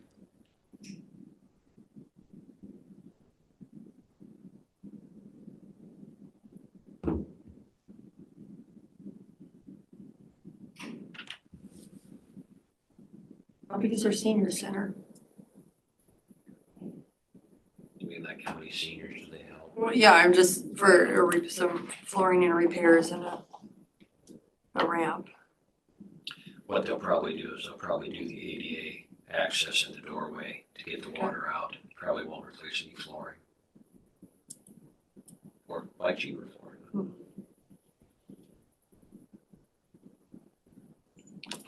Rob.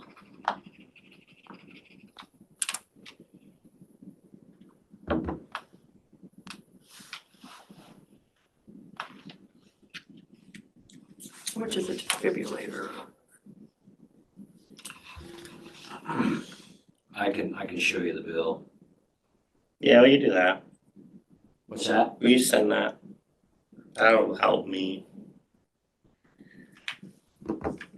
I wish we could get more info on the Vivitrol to know if they give it now, if they only do it once. I mean, if Phil could come, that'd probably be. Do you want me to see if John McMillan can come over real quick? Is he here? Yeah. Yeah, if you would do that then. Or somebody, yeah. Or Philip.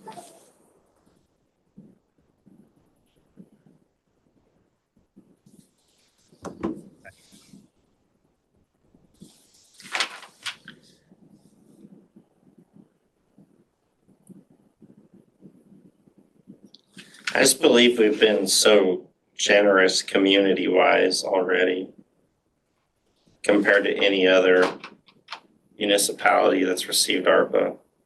Yeah, I think we've been more generous in their own cities. Yeah. The ARPA. Yeah, that's what I mean. Will fill. It stinks. He's like, we need to quit squinting. And tell him my computer works just dandy here. That's good. I heard, I think when Danny leaves, I'd love to slide over in that corner, just FYI. Who do I tell, Caitlin? Slide on right on over. Are you guys good with us sliding the table back to the middle too? You just came back after January 1st and there it was back the way it was? I think some people appreciate it and some people hate it, the way it's at. So. I've heard mainly good comments on its location. I think that I'm one of the only ones that don't care for it like this, and probably you, Tom, and we moved it, Our so. office doesn't. I think there's a lot more people that don't care for it this way, Rob. Well, everybody so far has liked it. Yeah. That presents weekly. Yeah. I don't know if we move it a little closer. I don't know. You know.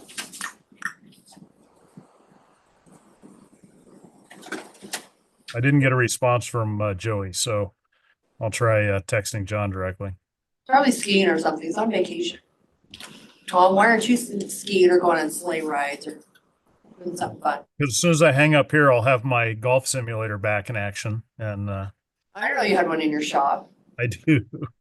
Well, just put your headsets on and we can watch you golf. No.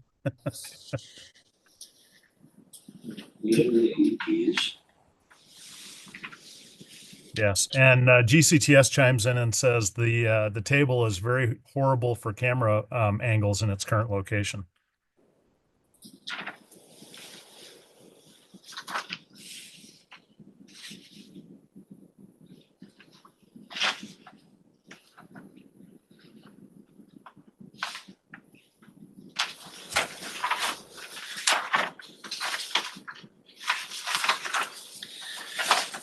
This would be the industrial mount model.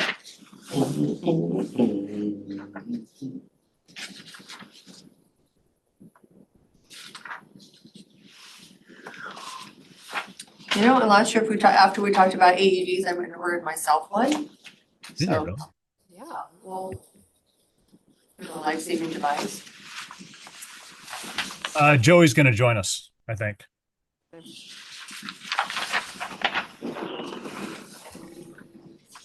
So what you're looking at there is the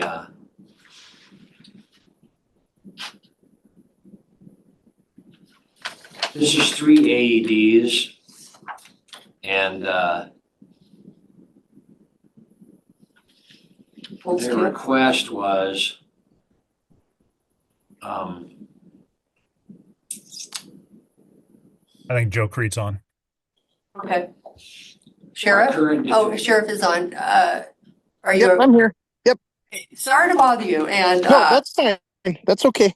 we have some extra funds, or we're trying to allocate the last of the ARPA. And I know you had talked about the Vivitrol or Sublocade and how Sublocade, yeah.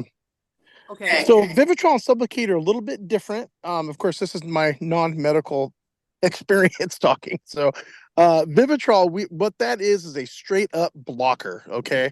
We can't use that until about 7 to 10 days, even a few maybe days longer, until somebody's clean for that period of time, because they can't have anything in their system.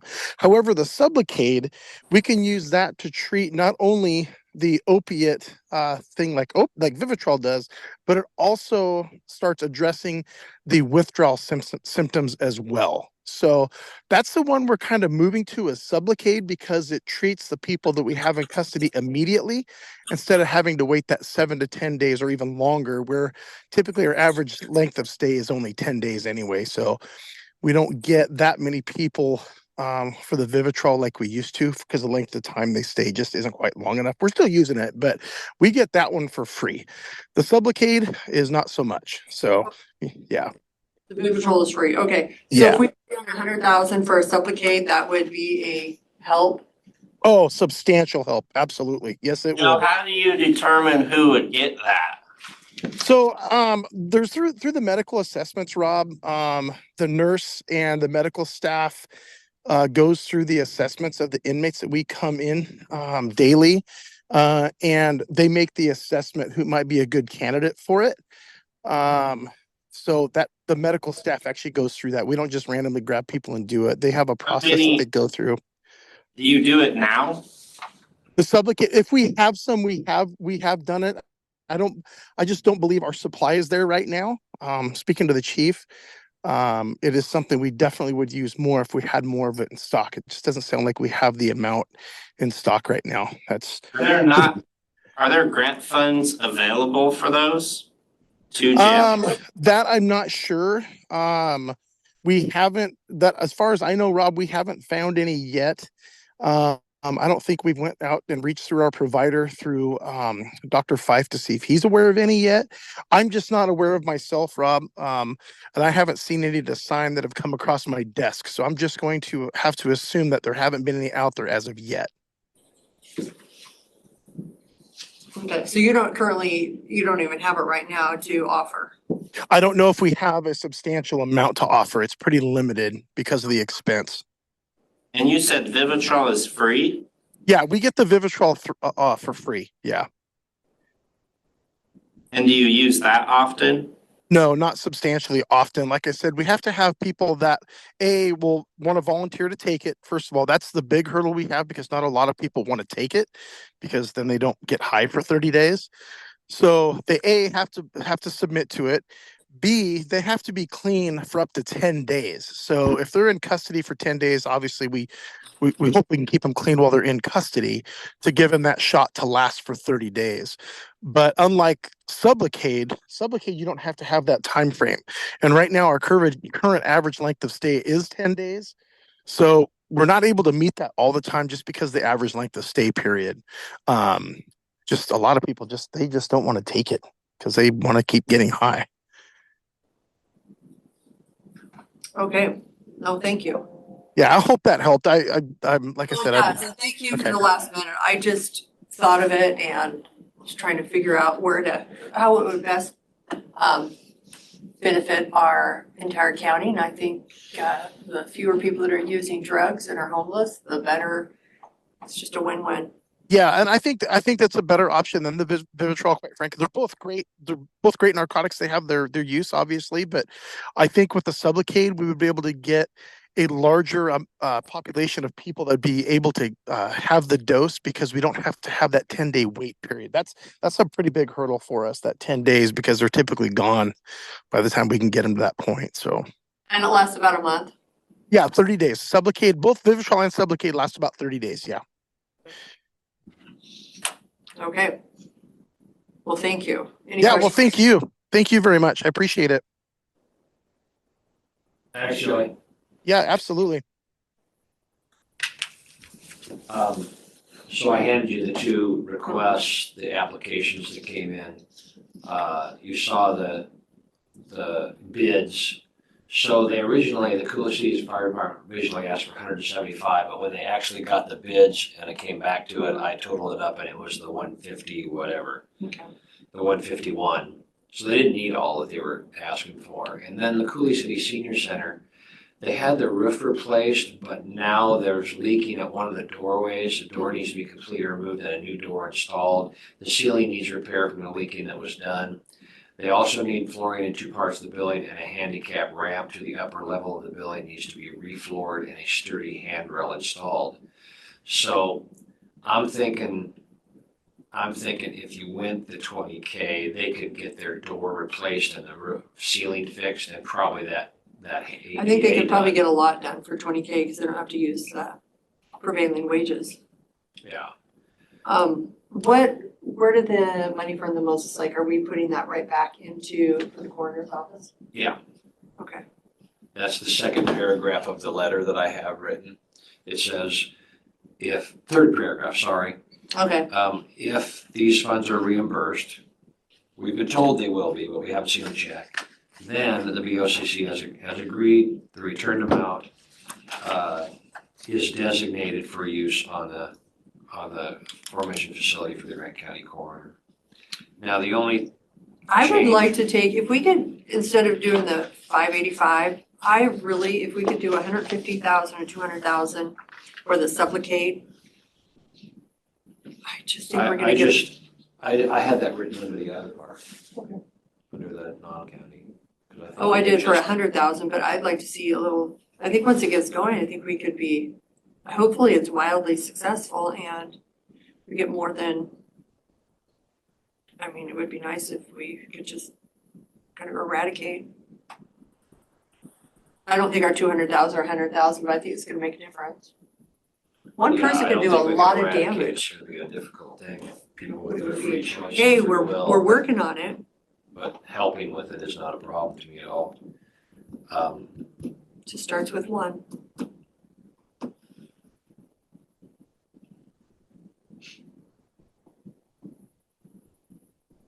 Rob, your thoughts on? On the Sublocade, I'm at 100. Period. Yeah. Just because I'd want to see reports and statistics and success and. Did anybody figure out how that's spelled? Sublicate? DECADE, Sublocade. Oh, I use the D as well. Well, that's probably I'm reading yours. That was my guess.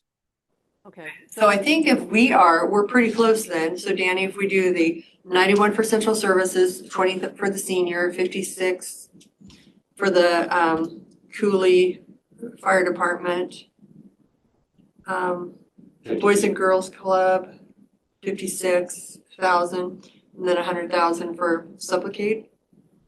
That would be 42 fire, 20 senior, Okay, 42 fire. or 52 fire, sorry. 52,770.44 Yeah, is change, yeah. Hey, Rob. Yeah.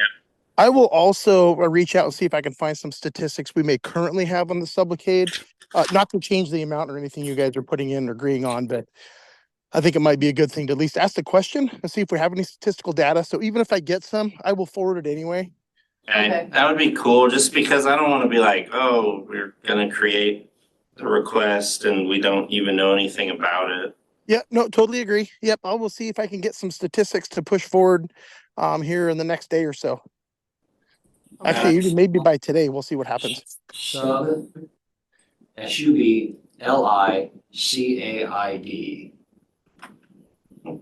Sub-LO, yeah, Sublocade.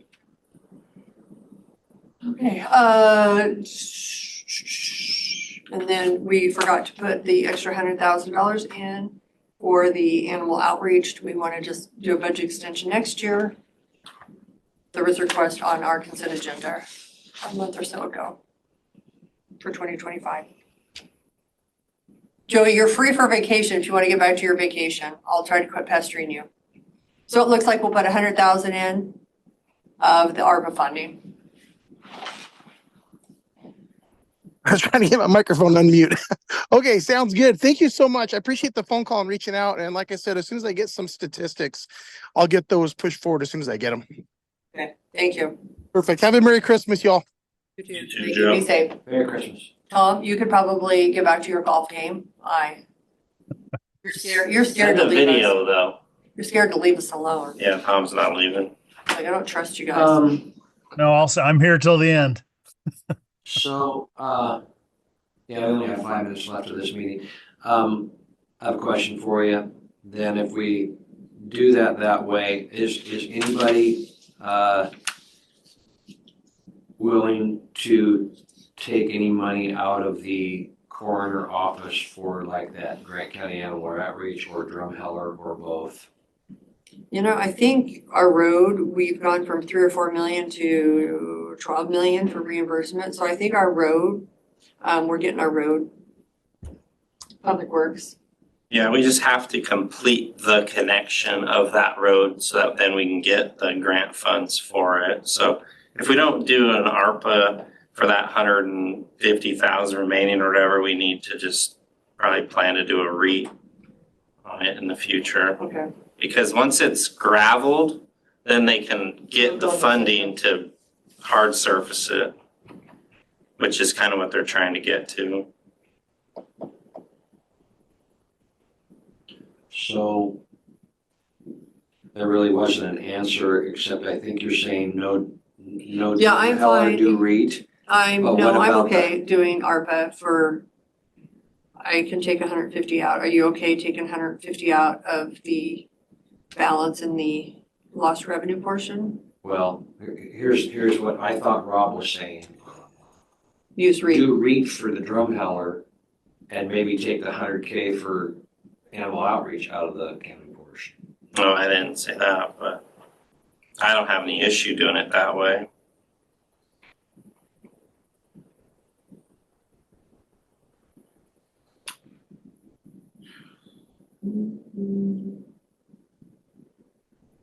I would say take it out of the lost revenue, the 100,000 for the animal outreach Out of lost revenue, and county portion. and the 150, yes.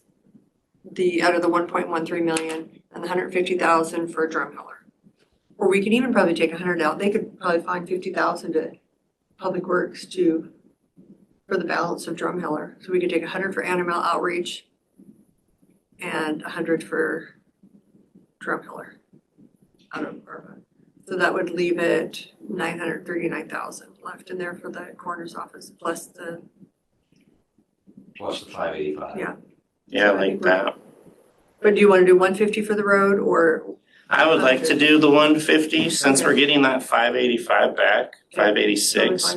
It'd be nice to just show some development with the funds versus all the other stuff we've done. Okay, so are you okay, Danny? I'm fine doing the 150 for the road and 100 for animal outreach out of the 1.1 lost revenue portion.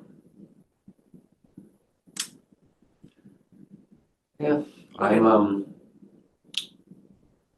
good with that. Okay, so So I will try to, here during lunch hour, I'll try to put this, you guys wanna walk this on? Wanna walk this on sure, today? Danny. I think it would be, do you want to walk it on or we could, then we're covered. I'd really hate to wait till the last minute, something happens, we lose it. Danny, too. I really want to thank you for doing this. You've been running with this and you took over the bulk of it when. I'm gonna be really glad when it's all over. Well, next week it's over, buddy. Yeah.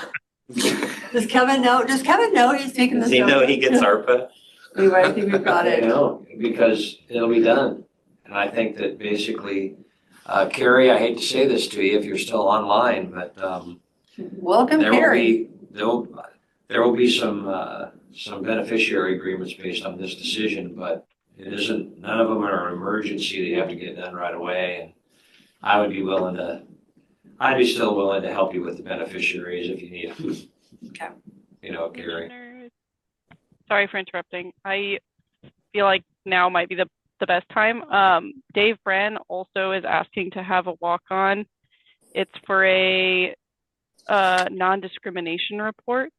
He'll bring the hard copy to roundtable, but just so you're aware that that's coming.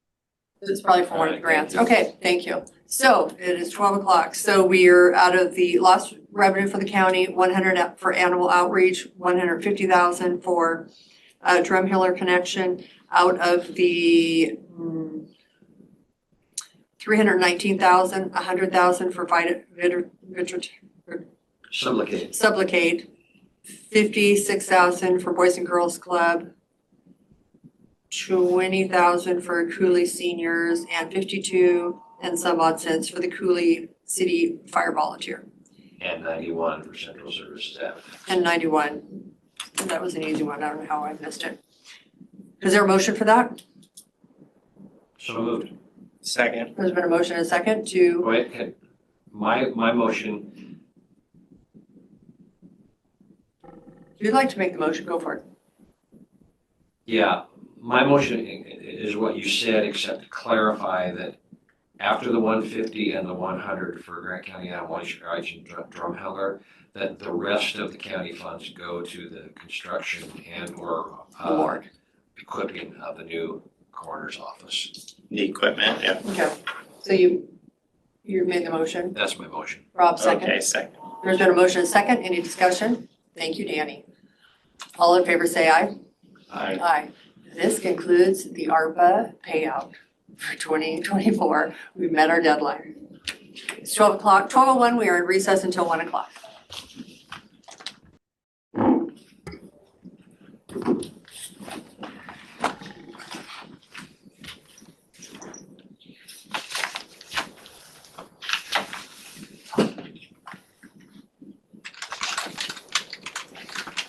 Good afternoon, it is 1 o'clock. We are here for the commissioners. What do we call it? Our commissioners' work session. This is our weekly meeting. It's your weekly meeting.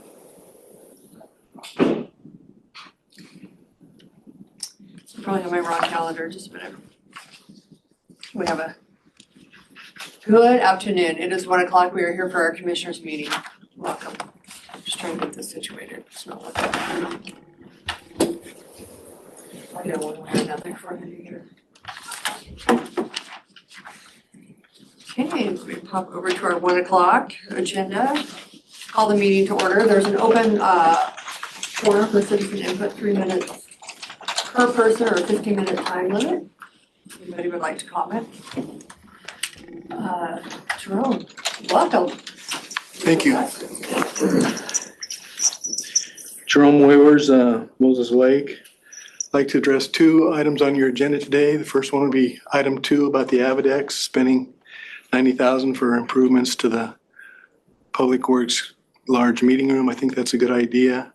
It'll give be a more useful venue, possibly.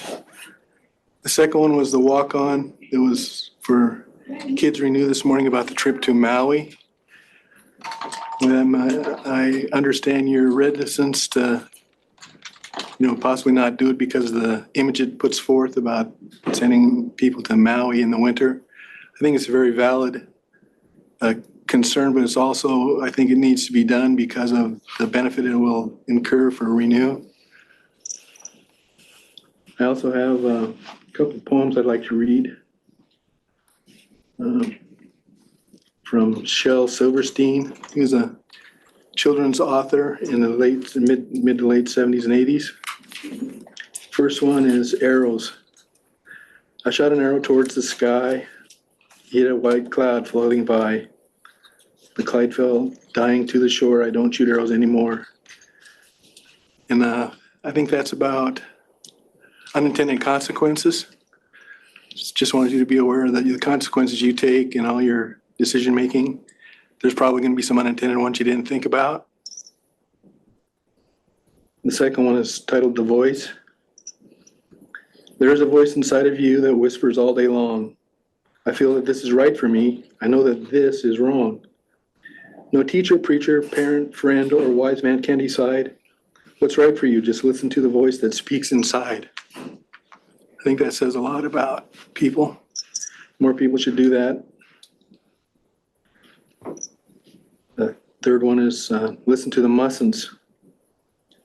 Listen to the mustn'ts, child. Listen to the don'ts. Listen to the shouldn'ts, the impossibles, the won'ts. Listen to the never haves, then listen close to me. Anything can happen, child. Anything can be. I think it's pretty profound in its simple language.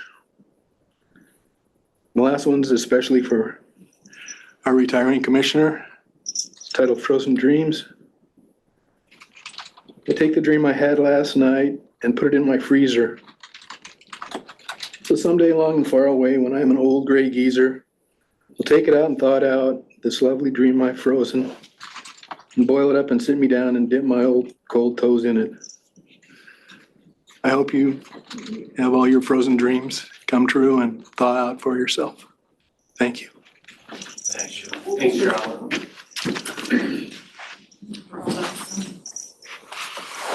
Parables or real life parables, thank you. Any other public comment?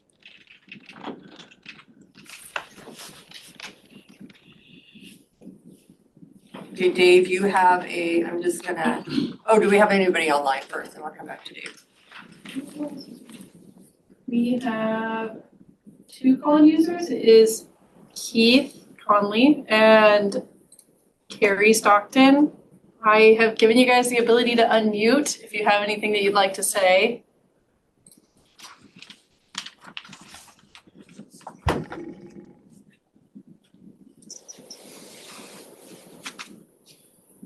Okay.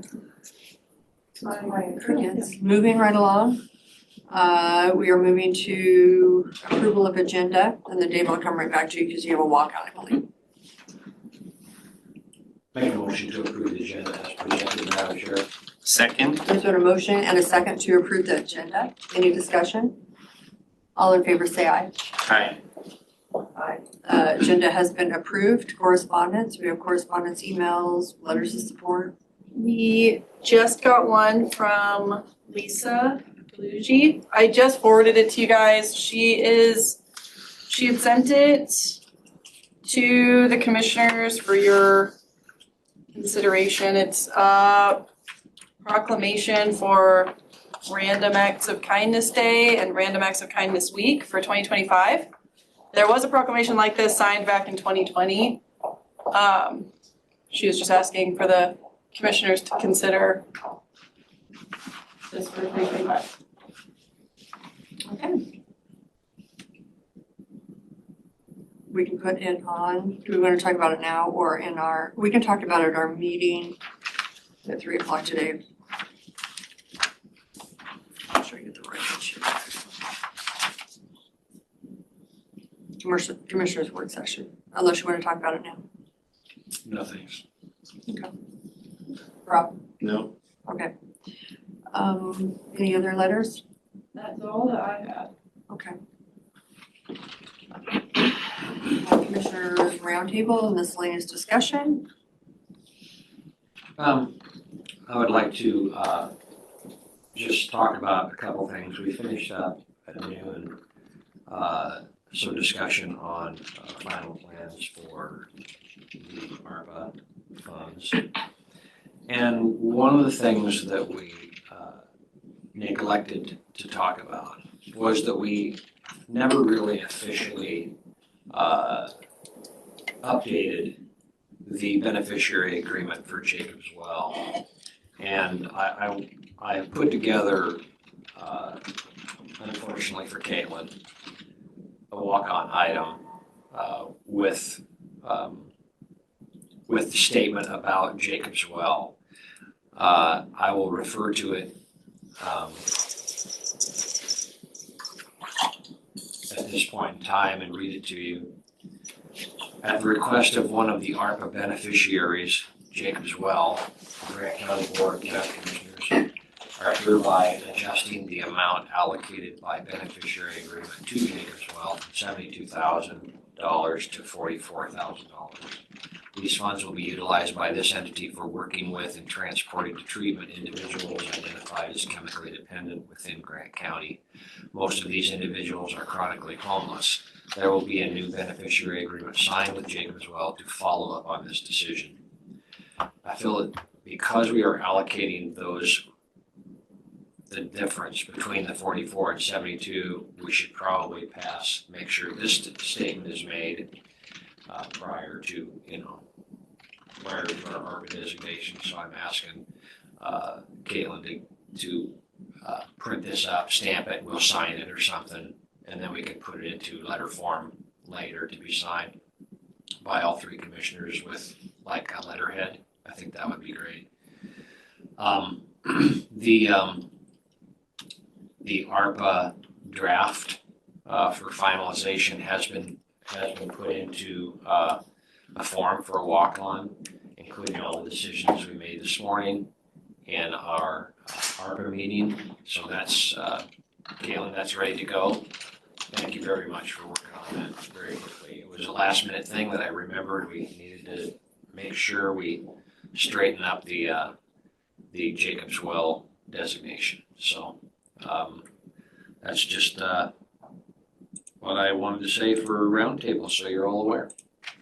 Okay. By the way, can I have the floor back? Sure can. Dave, we have determined to designate 150K for the Drumheller project from ARPA. So we want to see that, get it gravelled and get that thing out so we can get the grants going. Right. Just an FYI. And we've also made a decision that we'll be signing. That'll be part of the decision we'll sign during consent today. And also want to, another part of that decision was to provide some, it's called Sublocade for our jail, for our corrections, medical staff to help those that are addicted, chemically addicted. And that's very, very helpful. So we're going to put 100K into that to make sure we can be effective with those that are addicted to mainly opioids at that point. But this will be a help for our correction staff. They're going to be very appreciative. We'll get that. I'll be right back. Thank you. That's all I had for roundtable, Madam Chair. So we'll have a walk-on for the ARPA, just that will be a walk-on. Yeah, and we'll have a walk-on for the Jacobs Well as well to clarify that. Keep a record of that happening. And because we have made a previous decision to allocate 72,000 to them, and basically what we're doing is rescinding that beneficiary agreement and moving on to another one, designating 44. Dave, you have a walk-on? Yes, Public Works has a walk-on Title VI report.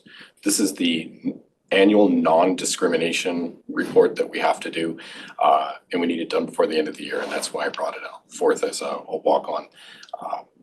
This is to maintain our federal funding, not just for Public Works, actually, it's county-wide, so it's a very important document. It was discovered that it was not complete yet. So for your consideration, please. And it's a chair signature. Okay. We can do a walk-on. Okay, so we have. So this clarifies, Dave, that we have a plan in place to operate in a non-discriminatory manner within the county. Yes, absolutely. And it says that we will abide by that to continue federal funding. And they just require it every year annually, I guess, to keep us on the hook. Okay, so we've got the walk-on for New Hope, a walk-on for Title VI for Public Works, number 3, the ARPA discussion, the decision that we made earlier, all the decisions, and an ARPA Jacobs Well. So I've got 4 walk-ons. The week for walk-ons. Yeah, we've been doing so well, without walk-ons, but now we're We're trying really gonna hard. sweep in here at the end of the year with some. I would like to, on number, just a minute, number 7, the recommendation for the Board of E. I don't recall seeing that before. I'd like to put that into our work session at 3 o'clock as well. Board of E. Recommendation. Do you wanna hold that? No, I thought we were gonna review those before they were on the agenda. I guess I misunderstood. They came to us that email. I would like to have the discussion if at all possible, but if you're ready So you're to. asking, I'm ready to vote on it. Okay.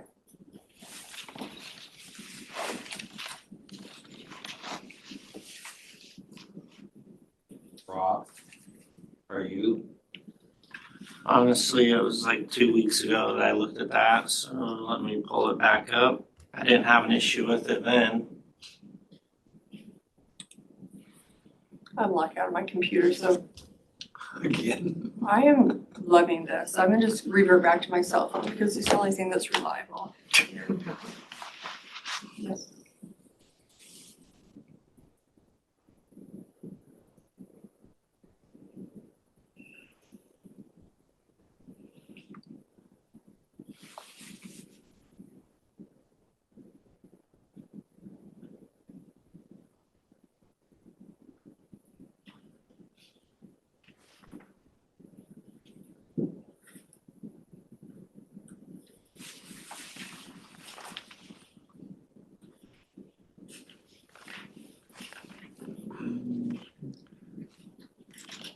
Caitlin, can you resend that? I'm not pulling that. Did you send it? I'm sure you sent it out. Oh, yes. All right, wait, I'm so sorry. The Board of E, the recommendations for the Board of E. Yes, one moment.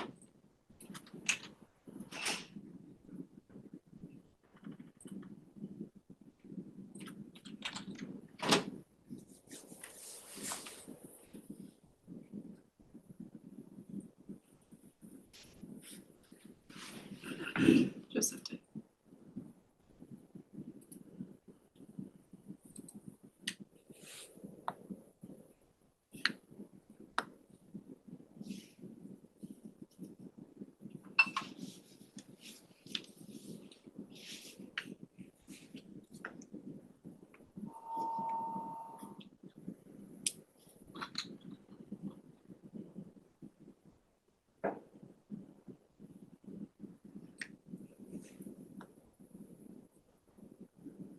Sorry, it's like where it is.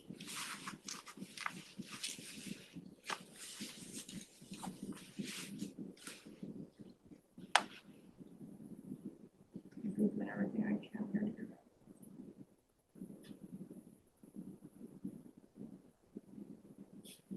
Are you awaiting a motion or you wanna see the? No, I just haven't, I can't find it right now. I thought I saw it on today, but I don't recall seeing it previously. I'm not seeing it. Yeah, she's not bringing it up. No, I can't pull it up. So I just asked Caitlin, she would send it, resend it. Do you have it or you can share it? I have it, I can. Can you just forward it to, you can forward it to Caitlin and then she can forward it to me. I forwarded it to you a couple minutes ago. It was Rosa Decker, who was on East Columbia Basin District. I don't know exactly what she does there. Jerry Gingrich. And Brandon Douglas. When it comes to what's going on property-wise, Brandon's good. I don't know the other twos. For Brandon, they're just moving him from alternate. Yeah, he's already an alternate. I'm just saying I don't know the other twos. What qualifies them?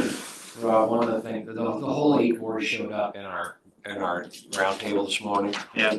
And basically, the comments of the chair was that we're training our clerks now to take over the BOE, but Jerry is willing to take the alternate seat and be a help with that because he understands the whole system and understands it very well and is willing to be an alternate for a time period.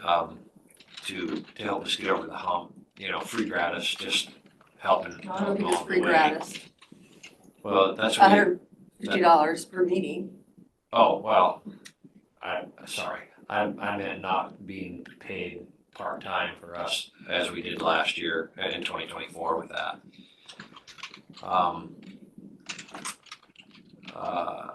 Ms. Decker would represent District 2. Jerry lives here in District 1, and the other alternate is from District 3. Though I will let you know that all 3 Board of Ec members are District 1s.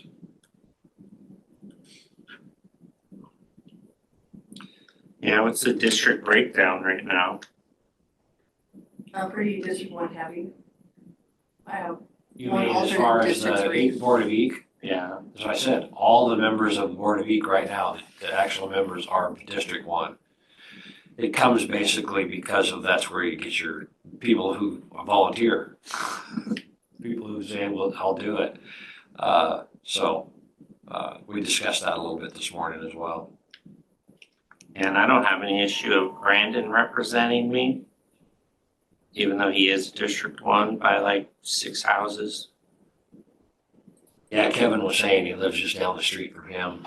And I said, as District 3 representative, I would like to see another District 3 representative on that. Just that there's more coverage for District 3.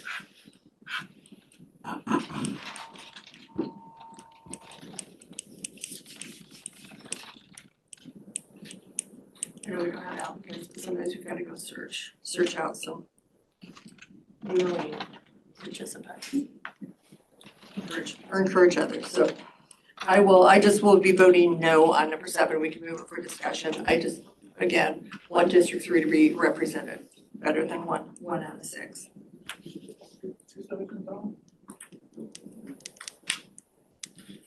Any other discussion? Don't know yet. What did you say, Rob? I said I He doesn't don't know know yet. yet. Okay. I have an issue today and didn't review all of these yet. While we're waiting for Rob to review, I've talked to Raina for the Japanese exchange, so she should be winding down her year. We'll still have exchanges, virtual exchanges, I guess, next year, so we don't have a budget. Is there an opportunity to use the county? Previously, we paid for a different platform to do the virtual exchange. Do we use whatever the county has, like WebEx? Zoom. Yeah, I used it for my NACO training. Yeah. Or Teams. We could use Teams too. Okay, well, it's already paid for, okay.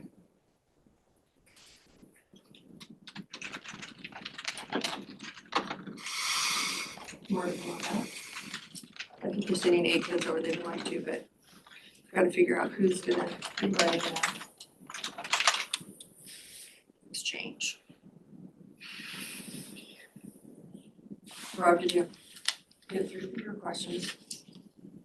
No, it looks like just a lot of reimbursements.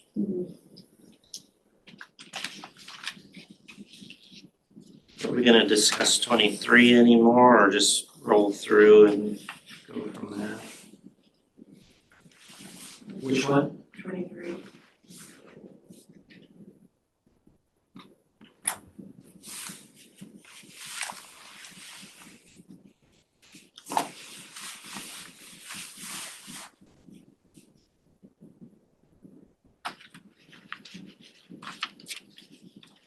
Um, 23 would be Peter Hibbert. That'd be a good one to hold and discuss in our work session. When is Board of Ec's next meeting? They probably won't have another meeting until, till like hearings. Oh, They just had the 3 annual meetings that they have to have after the assessment rules are done. Oh, because they had a meeting today. Yep. Are we able to just hold that one a couple weeks? Number 7. I mean, if you can recruit a District 3 representative or not. I will get recruiting. And we could go from there, but we should probably look at the board breakdown and try to do equal division between districts. In Moses Lake, it's sometimes hard, so I'm okay with certain people. If I approve the District 1 person representing me or my area, then I'm fine, but if you only have one, I think we should at least.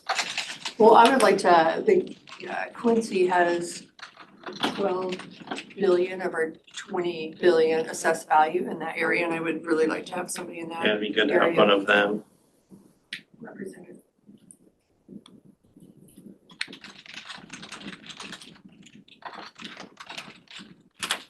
We're a wealthy little community and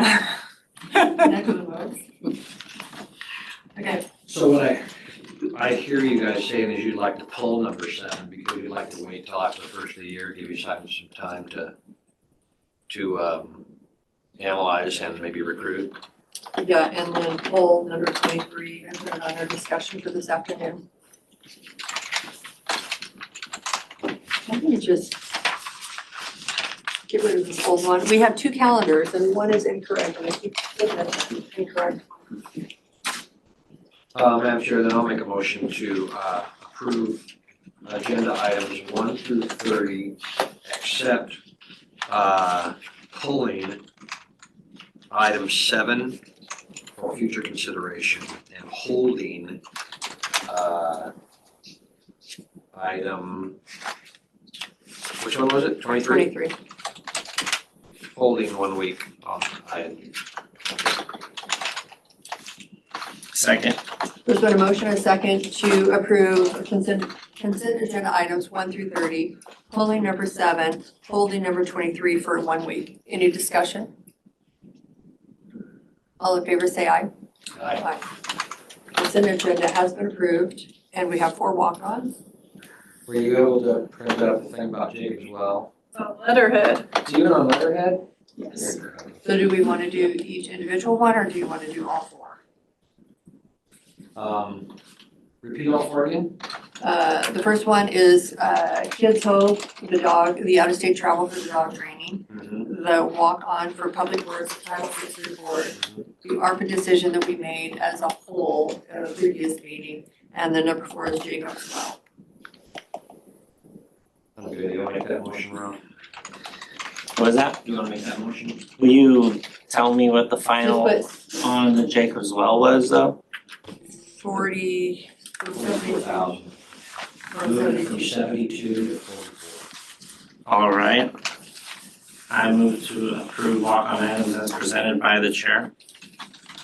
I'll second that. There's been a motion and a second to approve the 4 walk-ons. Any discussion? All in favor say aye. Aye. The walk-on have been approved, all 4. Thank you. Okay, so now Dave, I can't open my computer. So let me see if we can do sign on. Good crafts in it. I'm gonna do it right now because I don't want to forget. Yeah, you might be able to do it by phone. It's just an Adobe signature, online signature. Does it say from? You have the document? Oh, sorry. I'm gonna sign it right now because we're doing it. This is your Jacob's Well. Ready to go. You can ask any questions. Tuesday. Okay. Thank you for coming though. You're welcome. Because I would have been clueless if they asked questions about it. So thank you. Request from Susie. If people are gonna leave, Merry Christmas. Merry Christmas. And best of wishes, Steve. Thank you. See ya. Okay. My signature is micro mini. I don't know why it's so small. It is. Mine was too. Okay. It's just how that form is. Okay. So is that. Awesome. Thank you. Nice. Oh my gosh. Merry Christmas. I'm pretty sure he said bah humbug. Okay. So Dave is my signature right here, and I don't even know how to. And this is the grant from Public Works. Okay, you're all set. It's just the chair. That's nice. Well, Thank you. And I owe Caitlin a chocolate bar, big chocolate bar for the walk-on. It's the new standard. the title 6. I hope you can read my signature. It's really tiny. It is tiny, mine too, Okay. when it's just that form, how it does it. You guys still working on Drumheller? They are. Cause we don't have snow. So what they did is, they did the 3 miles on the south end. They rough graded it, but right now they're still pulling in, there's a whole bunch of reject material that is in that one pit in May Valley. There's like 70,000 yards of it. So they're using that reject material and you could drive the bottom 3 miles right now. It's just a beautiful drive. It's just awesome. So they're gonna go as far as they can before the winter shuts us down. Probably. Good all winter. I know, this winter, it'll probably get back at us in January and February though. We need one good 1 week freeze so that all the bugs die. These are all the walk-ons. Otherwise they make it through the winter. Yeah. I'm sorry, Cindy, those are, the one on the far right is the first one in the order. So Dave, do you have an X system? Oh, yeah. Do you want the original back in the letterhead? Public islands. Yes, everything is gonna be a very nice media center when it's all done. Outreach contract? With big screen and everything. Merry Christmas, you too. Merry Christmas. Merry Christmas all. Merry Christmas. Merry Christmas and thanks for all your involvement, Jerome. Happy New Year. I'll see you next week. Well, you'll see me. I'm not here, right? Andy, Hi. did you have a question for us? No, I misread an email and thought I was being summoned, and so I ran down here, and then I just checked, it's actually for a different meeting. Okay, you came walking in, I'm like, I got an email saying this board is requesting me for the personnel management meeting, I'm like, oh, okay. That's why you came in, your eyes were so big. Yeah. If it was today, I would have called, I Okay. promise, I would not have sent an email. Okay, so Caitlin, I'm gonna forward this to you, that I signed it, even though I can't find the DocuSign that I just signed. Good luck. Nomination for reappointment from the Housing Authority of Grant County. Okay. I just forwarded that to you, so I feel like tracking it down. Oh, I'll get it. Down here, might as well. Hang out, might as well. And you're holding the one that we held? Yes. Okay. LTAC grant agreements.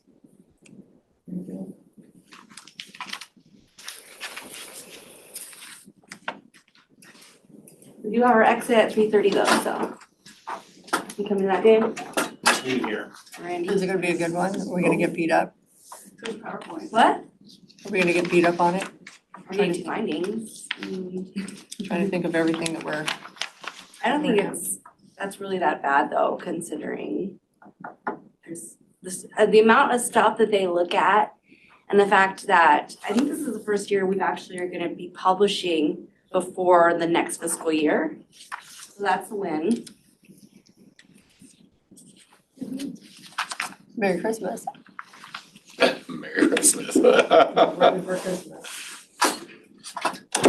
Read about the fun stuff. Because you know it's the commissioner's fault if something goes awry, because we're the fiduciary responsibility. The 2025 Grant County Travel Planner contract.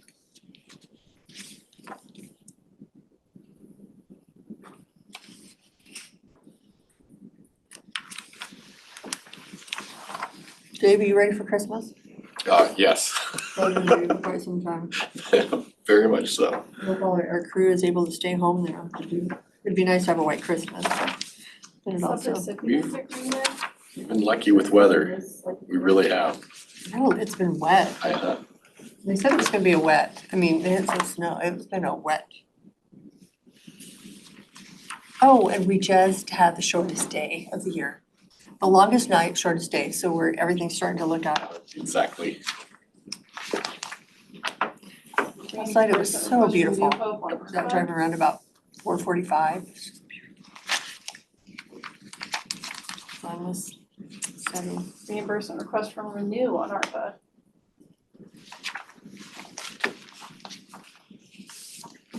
You know, and I'm totally fine next year if you just, because right now we start transitioning and everybody gets their contracts kicked back. If we just go, I'm okay going District 1, 2, and 3, because we have to send it back on the contracts, or we're right in the middle of that transition.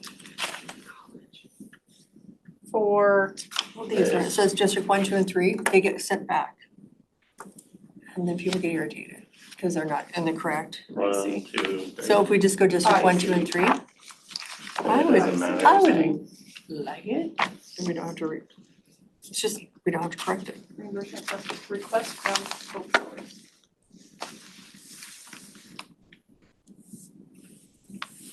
Sounds good. This is the reimbursement request from OIC for August of 2023. The host change will be switching out Danny's name. We're gonna still see a few Dannys. You know, Danny's still on one. Sure. Danny will be here For like a year. next year this time.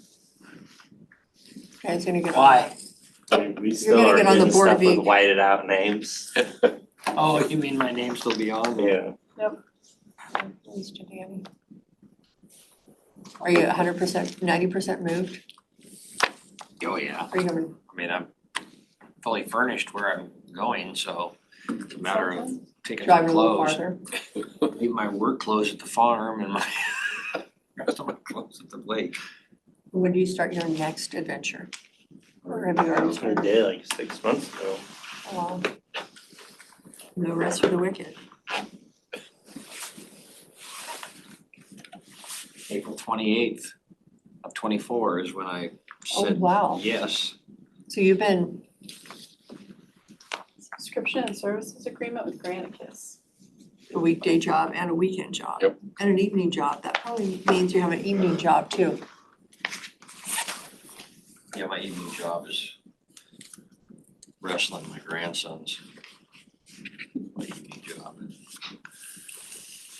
Hanging off your Amended feet. interlocal agreement from Granicus. You're keeping your congregation in. No, I told them that was not gonna happen until I was done being a commissioner. But your grandkids are getting you ready for it.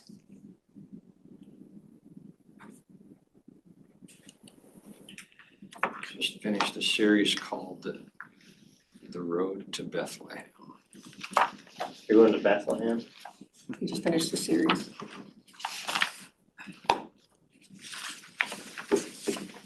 I'm gonna let you. A little take more that one, thought Cindy. provoking than Yellowstone or any of those series. I can't watch Yellowstone right now. You're grounded. No, I don't have DirecTV anymore. But it's not on Paramount Plus. My wife is so upset with TV. She goes, I took it. It was- I don't understand it anymore. I don't know how to find what we want. I paid extra money for ESPN Plus so I could watch Gonzaga play. Oh, blacked out in my area. What's the point? Why am I spending this money on They're out to get you, Danny. I think you can get ESPN Plus if you do one of those bundles with Disney and Hulu. yeah, but still gonna be black out my Would they area on a really? Gonzaga. Yeah. Okay. Well, you got me there then. No, I feel like not. It'd be Mine a was TV panel. 220. I didn't watch it in 4 years. I remember My wife in the figured out the other 70s night when we how to had watch 4 these channels. games. She said she was in New York. I never seven, the She education, went on PBS. Disney Plus. We and only said had Spokane, we had New York 20, address and some weird came up. 23 station, I can't remember. So we had for a long, Yeah. I would guess this 2.6 is- and PBS, which was hit and miss. That's another Yep, purchase order. PBS. We had a teacher, an English teacher, he never watched TV, like, did you watch this show? Did you watch the Brady Bunch? Did you watch the Partridge Family? I was like, I don't watch TV. Oh, did you watch this on TV? That was asking. I get it, I did not. Yeah, at this point, it's just so crazy.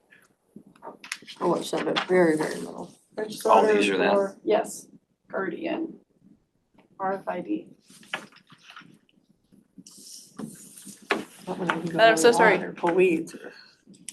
Say Do you again? want it, pull it from Laserfiche, or do you need me to scan it and email it?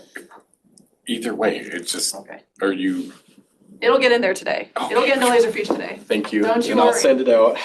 What is this? The walk on. Yeah, I gotta send it right away. It's gotta Do you want go. me to photocopy it right now? Do you need it, would that work? Slam through, I'm gonna slam through this next Oh, time. yeah, actually, Well, I can just can you photocopy it. photocopy? Okay, I'll just photocopy it. That way you don't need to worry about it. You just take the time you need to No, process no, it it. doesn't matter. I'll get it done. You're so efficient. You're awesome. Yes. On each walk on to have to the ARPA. Yes. Carbon copies carry.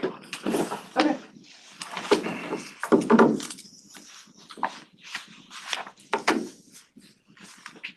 It's now under Dave's job description, photocopies. Yeah.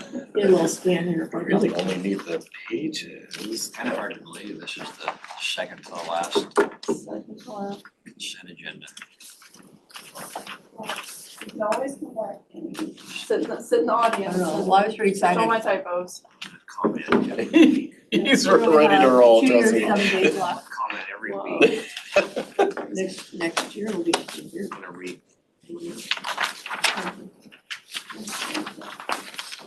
A year and 3 years. Yeah, that would be painful to say. So 2 years, 7 days, 1 year, 300 and makes it feel a lot longer. Okay, it is 1:39. We are in recess until 1 year, 365 days. until 3 o'clock. We and have our 18 commission work pounds. session.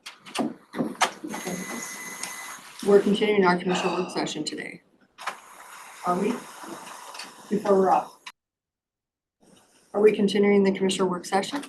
Or, Yeah, we were gonna talk about Or be- 43. okay, yeah. Executive session. Okay, well, He asked me to be here. There you go. good afternoon. It is 3:01. We are here for our commissioners' work session. We will be talking about personnel. So we will go into executive session for 15 minutes from 3:02 to 3:15. RCW 4231.10.1G. So Caitlin, can you put us in executive session for? Are you wanting Tom to be part of this, or is it just the? No, this is just us and HR. Yeah, I didn't know. I joined. I didn't know if you wanted to talk at all about the property, with the port and the morgue or anything like that. So. Do you have any questions for that? Because we could do that first for the first 5 minutes. Tom, do you have any information that you could update us with? No, I just, well, since I sent you guys that PowerPoint, I didn't know if you'd had a chance to look at it and if you'd had any questions. No, I think. No, my only question has to do with what the site is like and the things that you were questioning as well about Okay. the site. Yeah, and I thought, is Rob online or? Well, I don't know. I don't know. Okay. All right. So nope, I'm not trying to hijack the Cora's meeting here. So I just thought I'd ask about that. So I can leave and have the rest of the day. So You enjoy the rest of the day, Tom, and you probably need to count this as a work day and not a vacation day since you've been here with us most of the day. I'm use it or lose it on the hours, so it doesn't really matter. But Okay, these well, things are don't enjoy. important. So We need someone to call you, but you enjoy your day, Tom. is this your last day, Danny? Nope. Next week. I'll be here Monday and Tuesday of next week. I won't, but okay. I hope you all have a Merry Christmas. Yeah, Merry Christmas, Tom. Okay, Bye, see you Tom. See ya. Okay, so we're gonna go into executive session, RCW 4231.10.1G from 3:04 to 3:15.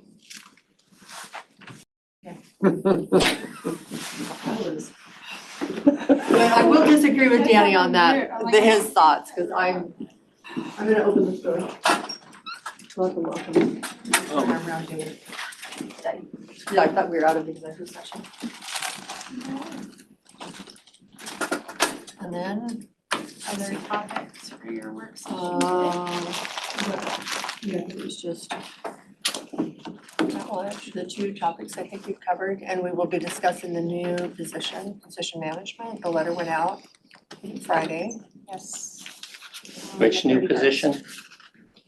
Or the new budgeted position. Requested positions. Oh, And Kurt did say we're gonna get started on the salary survey sooner than later. He's been working on the RFQ. Tom and I have been working on the RFQ. I forwarded it to Kurt for review. He was the one that said we're working on it. Okay. And did you get the one that I had sent to you a Yes, while and- back? Okay. Yes, and That's when they were. those were incorporated, the language of those were incorporated, so, yep. So I sent it to I him guess you are this- working on it, This so. morning for his review to proceed with it. We just need dates, I believe in it. And then he was talking before about maybe finding an elected official. I don't know if he needs to kind of move forward on that, but if he, and we can talk to Kurt. Yeah. I will personally take that on to keep it moving forward because it's been Yes. a torch that's been on the back burner. It has been, and I think we've all felt the heat from that I torch. bet, yeah, So January, Yeah. if it doesn't happen in January, move forward, I will personally take that one on. Fair enough. So I have another topic for our Yeah. probably next 5 minutes. At least I'll be able to spew my thoughts. We were asked to do a proclamation. I would like to just put it out there that there is something for every day of the year. And every month is some special honor month, an honor day. And if we start doing those kind of things, we will be doing some sort of a resolution or a declaration every day of the year. And I just, We actually made a decision a few years ago that we weren't working on resolutions and we weren't gonna light the courthouse. so that was something that came up. You wanted to have it in this meeting, so that's where I'm at. There was a question. Except on my birthday, right? We're gonna light We're it gonna up. have a, yeah, what colors was that? The rainbow.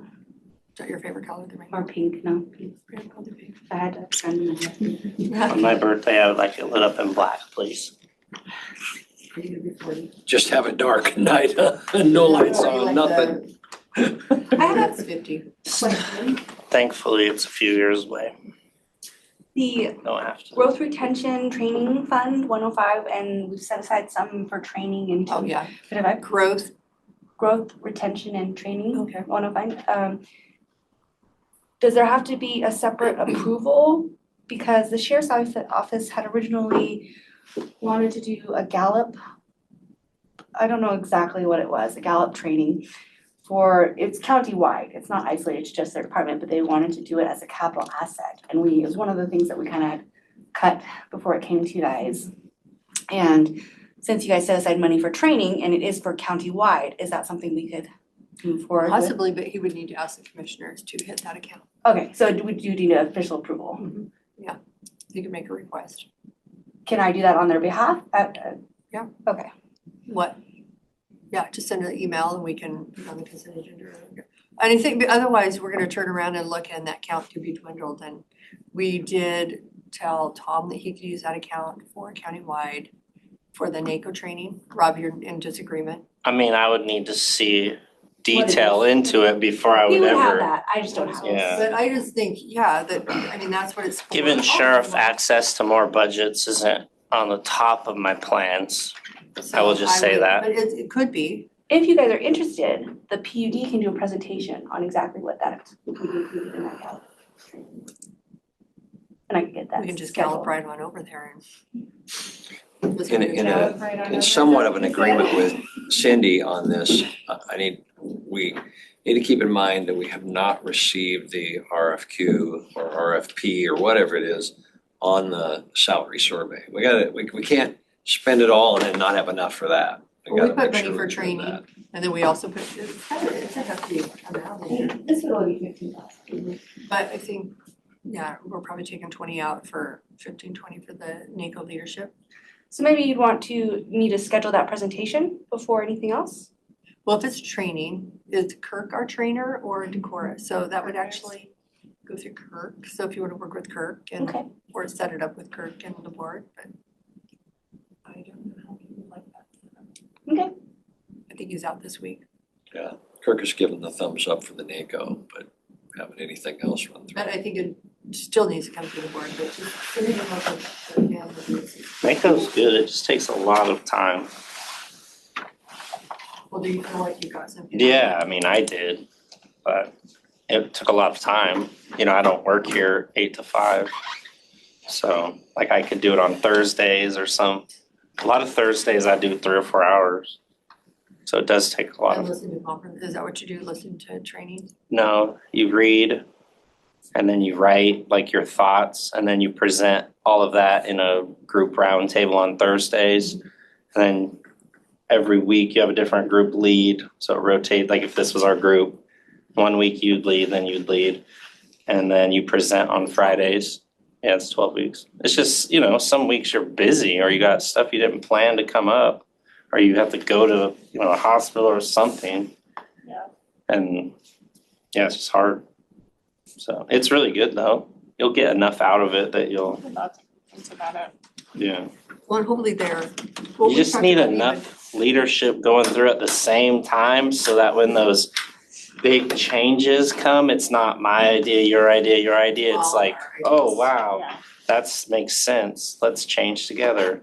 Group initiative. By myself, it was kind of like, I'm not gonna pitch these ideas as my own because they're not my own. You've gotta wait for, and Kevin's doing it too, Yeah, right? so I'm just waiting for everybody to go through.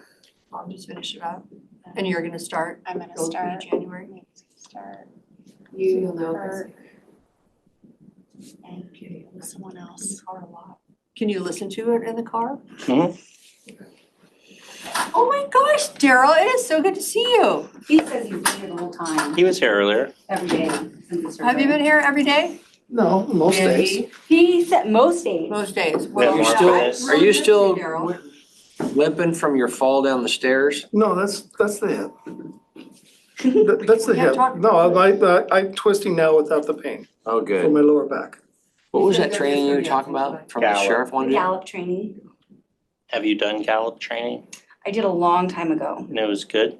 It was a condensed brief version, so I don't know. I mean, I can do condensed brief. I don't think that's what they have in mind, but I mean, I thought it was beneficial. Okay, the Disney training was pretty, Disney Institute puts on a really good training. But I really like the guy that Dell had, because he, Dr. and I Brian missed the Williams. first day, but It the was second day. fantastic. And then he comes back for a recap and then just kind of shares everything with the whole group instead of just your leaders.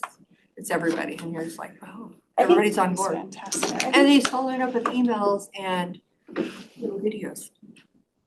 And he'll call people out, like, I just want to recognize so-and-so because I think somebody came in and she was really helpful to him, and I can't remember who it was that called him out in a good way.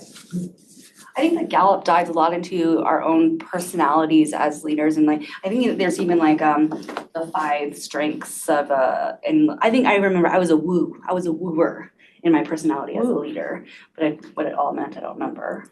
But it's very catered to the individual personalities of each So you need leader. a who with you, a woo? You need a woo-hoo in your office, so you're a woo and you're a woo. Anything else? This will be our last discussion with Danny. Dan, I'll read it up. Read about Danny, get us on the band set up and. All right, well, it is, Daryl, do you have anything for our meeting? It's just really good to see you. He's here for the exit. Okay, do you want to sit in one of our chairs? You can have my chair, Daryl. Okay, Yeah, it's I- 3:27. We'll probably We go are to in the, recess until 3:30. I thought they were gonna call me and I put on silent, the auditors, if they were. So, Jim, now. I can tell you, it's so nice to not have to be giving the presentation. Good afternoon, it is 3:30. We are here with Juan and Mandy from the State Auditor's Office to give us our exit conference. Welcome. Okay, so if you want to take it over, or Mandy, I don't know who wants to. Yeah, I'll start it off. I'm Mandy Wilson. I'm the audit manager for Team Yakima. We took over the audit from Team Wenatchee, this is our first time, and we're gonna be doing the audit a couple years, and then I think we might switch it back to Team Wenatchee. So just give us teams a little bit of break for independence purposes. Who'd you switch? Who would you give up? We gave up Kittitas County. Yeah. Oh, they're closer, and you're thinking, why the heck did we do that? They're 30 minutes away from you. Yeah.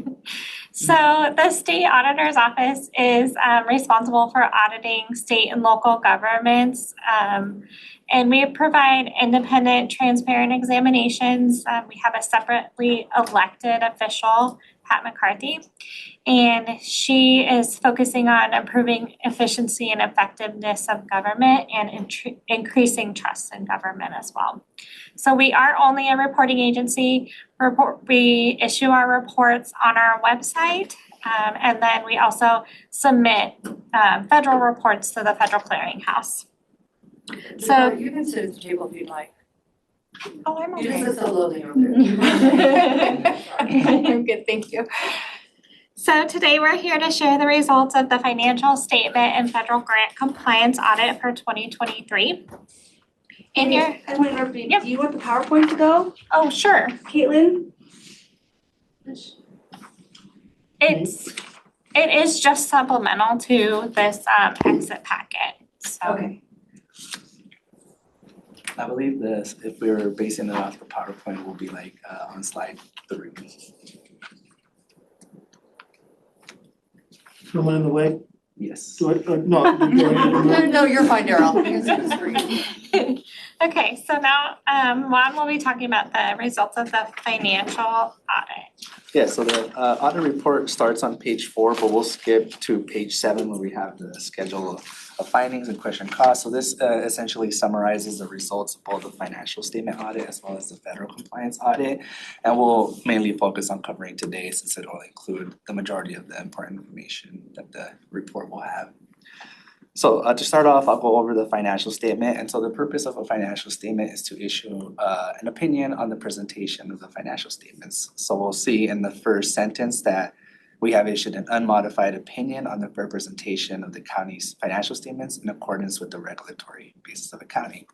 So for the county, that would be the Budgeting, Accounting, and Reporting Systems Manual or the BARS Manual. In the second sentence, we see that separately, we also issued an adverse opinion on the fair presentation in regards to the accounting principles generally accepted in the United States of America. So that would be the GAAP. And so this is just something that we're required to do since the county is not reporting on a GAAP basis and instead reports on a cash basis, which is allowed in the state of Washington. So with that, we perform our audits in accordance with the government auditing standards, which also require us to assess the internal control components of financial statement preparation. So on this significant deficiency sections, we see that we have identified a deficiency in the design of the internal controls over financial reporting that we'll be issuing a finding, and we'll go over that here in a bit. And on the second item for the material weakness is just to let you know that we identified no deficiencies that we considered to be material weaknesses. Additionally, we also assessed whether there was any non-compliance in regards to the financial statements, and we identified none. So with that, we could jump into the financial statement finding. It starts on page 9. And so the finding covers, this one, the title for it is the county's internal controls over financial statement preparation during the audit period, which for this audit was fiscal year 2023 from January to December. The internal controls over financial statement reporting were inadequate to ensure accurate reporting. So with that, management is responsible for designing, implementing, and maintaining internal controls that provide reasonable assurance that the statements, notes, and required schedules are complete, reliable, and presented in accordance with the BARS manual. So our audit found internal control deficiencies that when taken together represent a significant weakness. And so significant weaknesses are required by the government auditing standards to be reported and communicated as a finding. So with that, the internal control weaknesses included the county not having a detailed review of the financial statements, notes, and schedules to ensure that amounts it reported were consistent with the underlying accounting records and in accordance with the BARS manual. Specifically, the county did not implement new BARS manual changes covering the subscription-based information technology arrangements, or SPIDAs. The county did not adequately research accounting requirements to properly classify any cash and investments or ensure that financial statement balances agree to the general ledger and fully reconciled to the bank statements. So with that, we'll move over to the next page to the effect of the condition. So results of the control deficiencies, the county's financial information contained errors that management did not detect.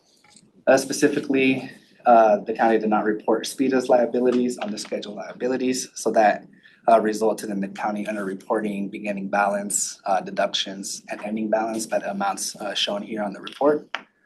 The county did not correct these errors. On the second bullet point, the county incorrectly classified restricted cash and investments in the mental health tax fund totaling 9.78 million as assigned instead of restricted. This error was subsequently corrected. The county underreported prior period adjustments totaling 1.46 million in the criminal justice construction fund, and this error was subsequently corrected as well.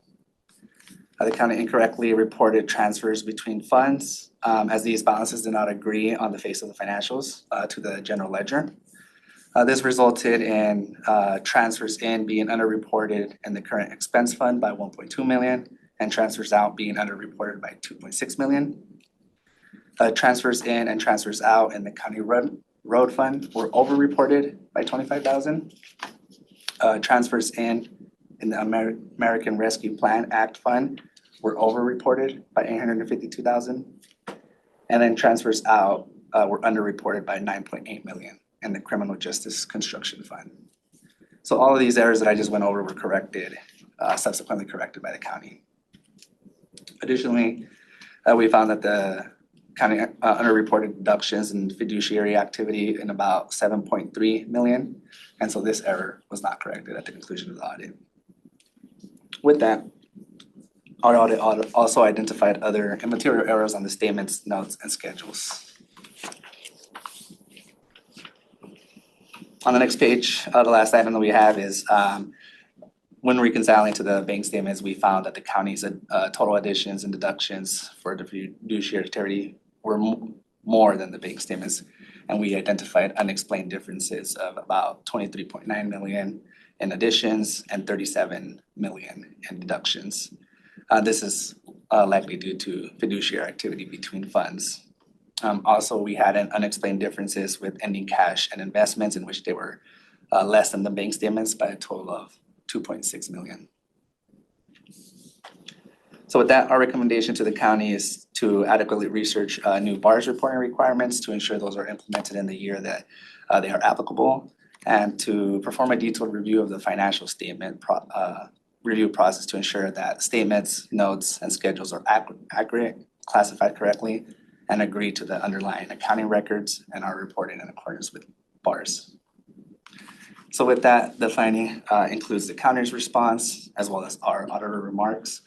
And then on the next page are the applicable laws and regulations. Is there any question on any of that information? So this, Go ahead, Derek. okay, so these are just wrong entries, but no missing money. Because you made inferences of missing funds, missing. Unaccounted for. Unaccounted for. It's more so saying that the statements did not agree to like what the bank statements were showing. It's not to say that there wasn't even missing cash or anything. It's just we compare like revenues and expenses as well as fund balance to what's in the bank statements. And we just, because there's no reconciliation, we couldn't agree them. So it could be the accrual basis of our investment portfolio. That's not on a cash basis versus GAAP. We didn't look into it, but. Randy says no. No, that's not why. Okay. We can talk more about this. When we reconcile to the bank, when we reconcile to your office every month, we do it on an ending cash basis, not on the inflows and outflows every month. So on an annual basis, when we try to compare those inflows and outflows, we can't match it to the bank because there's just too much activity. Yeah. Yeah. And that's really what it comes down to. was our eliminating for that's effective for 24. Since we decided to eliminate having a cash and a separate investment fund to just cash and investments fund. Is that gonna be helpful? I don't know, maybe, maybe something we might wanna talk about. Did you have a question as well? Well, I saw two things in here. I mean, there were several things. The county has subsequently corrected these. There was two of them that says they haven't corrected them. Yeah, so. And so what happens? What do we do? We just decided to put those there since not all of them were corrected. If all of them were corrected, we would have said that all the errors were subsequently corrected, but we just wanted to state that since only some of the ones that we were talking to. But the ones that are left uncorrected, we just share them at the conclusion. We provide them to management as a checklist for next item. If these are left uncorrected for the following years, it could just lead to bigger errors down the line on the financial statements. So we're working on those, Mandy, or? No, it's just for efficiency purposes, it doesn't make much sense to correct them because we can inherently create more errors by trying to go back and adjust those. So we just don't touch them. We leave them as uncorrected errors and we make sure that we don't do that same error next year. Because I'll look at it again next year, the exact same thing. So materiality for the county is 10% of expenses. So in total, these errors individually are immaterial. So they're not significant enough to require corrections as well. So when you say it's a county as a total of all funds and not just current expense? Okay. Yeah. Mm-hmm. So, a couple $1 million sounds material no matter what the size. Yeah. But that's your limitations. Mm-hmm. Yeah.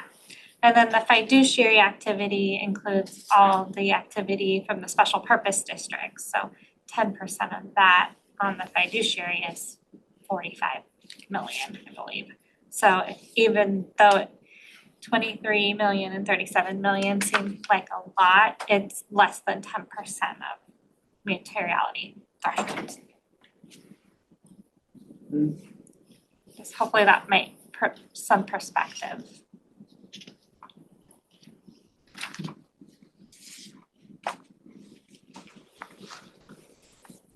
Any other questions? I guess for me, I would just, ask, Mandy, you got that kind of dumped into this, like it says here in this, that part of this was because of a change in CFO.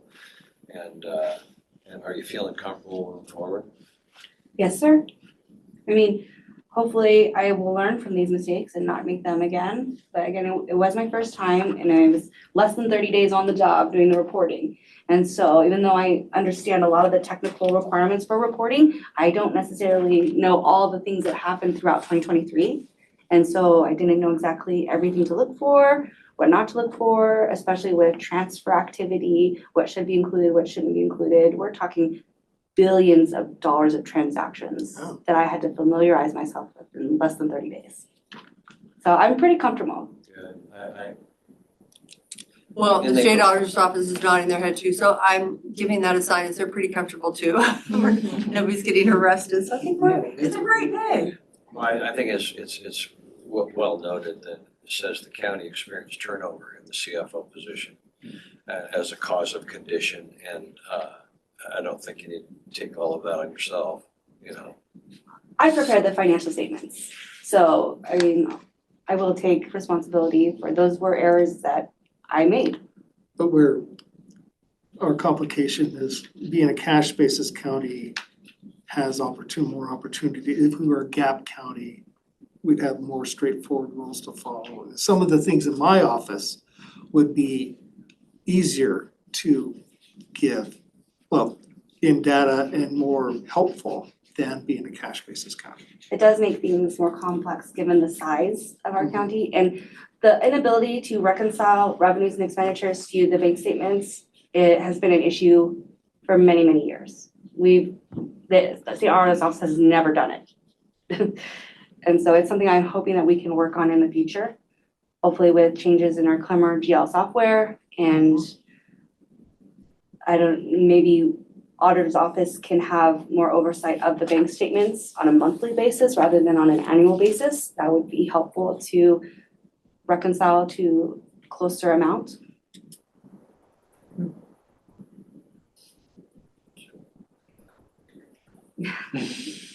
Danny wants it next year. Who's gonna apply? Is there anything else for? For the financial statement, yes, there is some required communication that we have to bring forward. It'll be on page 1 of the exit packet. The first one is just letting you know that we didn't identify any material misstatements during the audit. The errors that were identified, like Mandy was saying, aren't material to the statements, it's just that in aggregate, all of them were significant, which is why we were reporting it as a finding. The second item, yeah. I'm sorry, where did you go in this document? Page one. So the first page, yeah, it'll be under the financial statement audit communication. The second bullet point is just to let you know that there were uncorrected misstatements that were identified and left uncorrected. Those have been summarized in the tab that's labeled uncorrected listings. We agree with management's representation that the items that were left uncorrected are immaterial to the presentation of the financial statements. However, we do just recommend that if these are not corrected, they can lead to larger issues in the future. And the last item we have is that we are not required to let you know of any risks that we identified throughout the audit that required special consideration. So the first one that we had was due to the possibility of management may be able to circumvent certain controls. Standards require us as an auditor to assess the risk for management override of controls. There were no issues identified in this area. Other special considerations we had were the second bullet point were due to the amount of the activity of transfers in and transfers out that were reported and that they didn't agree in the initial annual submission. We looked at the transfers in and transfers out. The third bullet point, due to the possibility of misclassified accounts, we looked at capital expenditures reported in the debt service funds to ensure proper classification. And then the second bullet point is to let you know that this also included a review of classification for ending fund balance that covered the special revenue funds. Just some additional communication that were required to present today. Well, I do want to say thank you for getting this done by year end where we needed this to be prepared for get a bond rating and not get stuck on an unaudited report. It's not done yet. We have more, Daryl. Yeah, we have the federal portion next. That's the one that's important for me. Yeah. So we're gonna take you back to page 7, which is called the Schedule of Findings and Question Costs. And underneath the financial statements, it says federal awards. So the purpose of a federal grant audit is to issue an opinion on whether or not the county complied with uniform guidance. And when we look at the compliance requirements, we also look at the internal control structures to prevent material noncompliance. So we did not identify any deficiencies that we consider significant deficiencies, but we did identify material weaknesses in one of the programs that we audited. And then on page 8, it does list the programs that we audited. We audited the Community Development Block Grant, which is ALN 228, and we also audited COVID-19 coronavirus state and local fiscal recovery funds, which is ALN 21027. And we are issuing an unmodified opinion with the CDBG program, which is a clean audit opinion. But we did identify material noncompliance, so we're issuing an adverse opinion on the what we call the SLURF program, the COVID funding.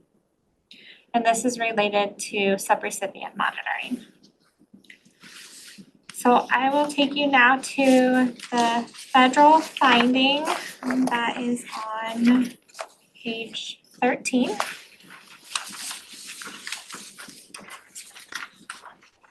And so at the top of the title of the finding, the county did not have adequate internal controls for ensuring compliance with federal subrecipient monitoring requirements.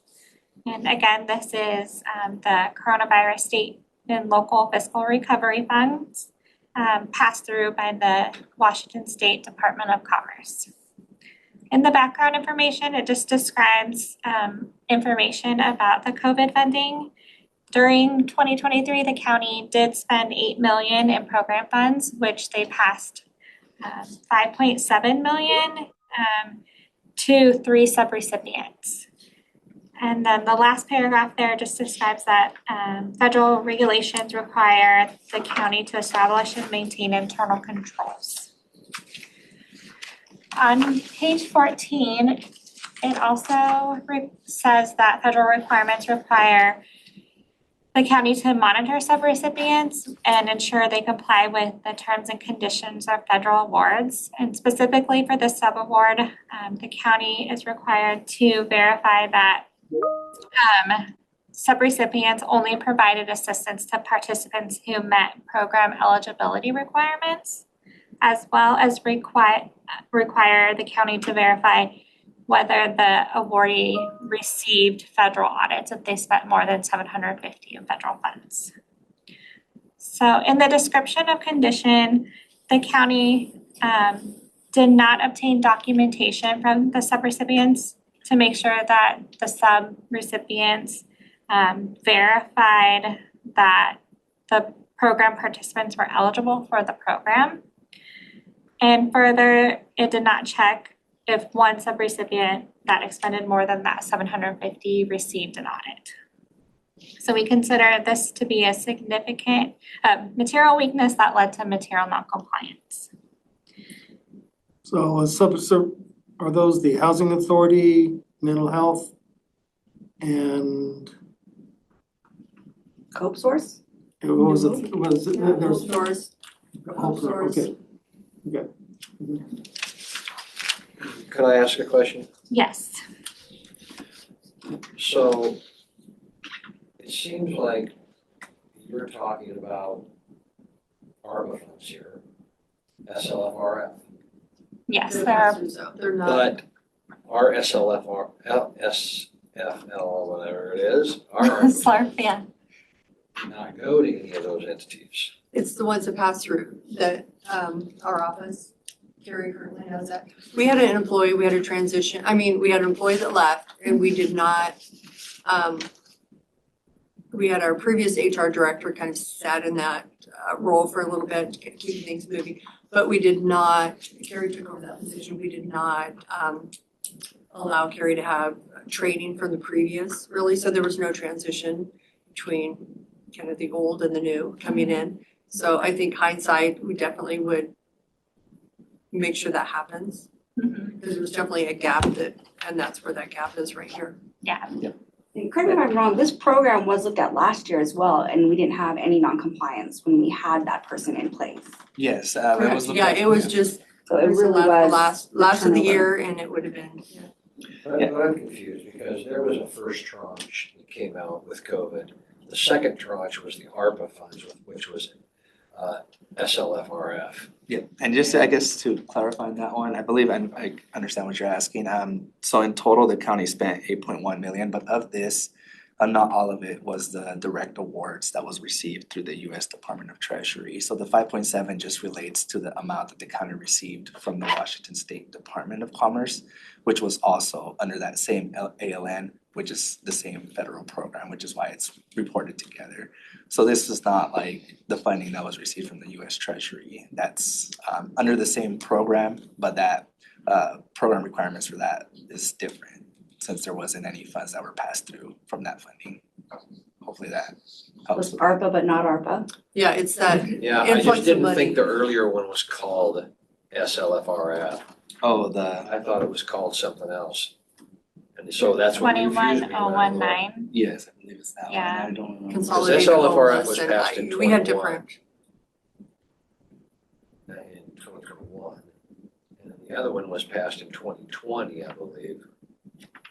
That was operating when I came into office. And SLRF has been, we just finished it up today as far as our allocations because 31st of December this year is when that finishes up.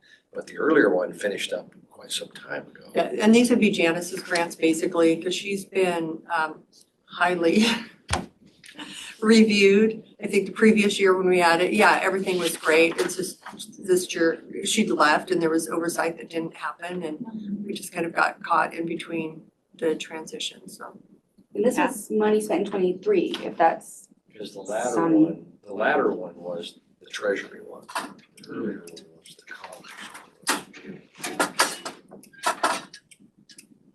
What was it called? It wasn't. It's consolidated homeless or CHG or. I'm not familiar with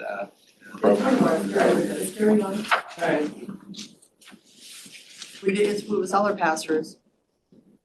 Yeah, but I guess for the direct funding, since the county receives that in advance, it's just the portion that was spent in 2023 related to that. Yeah. We're very aware.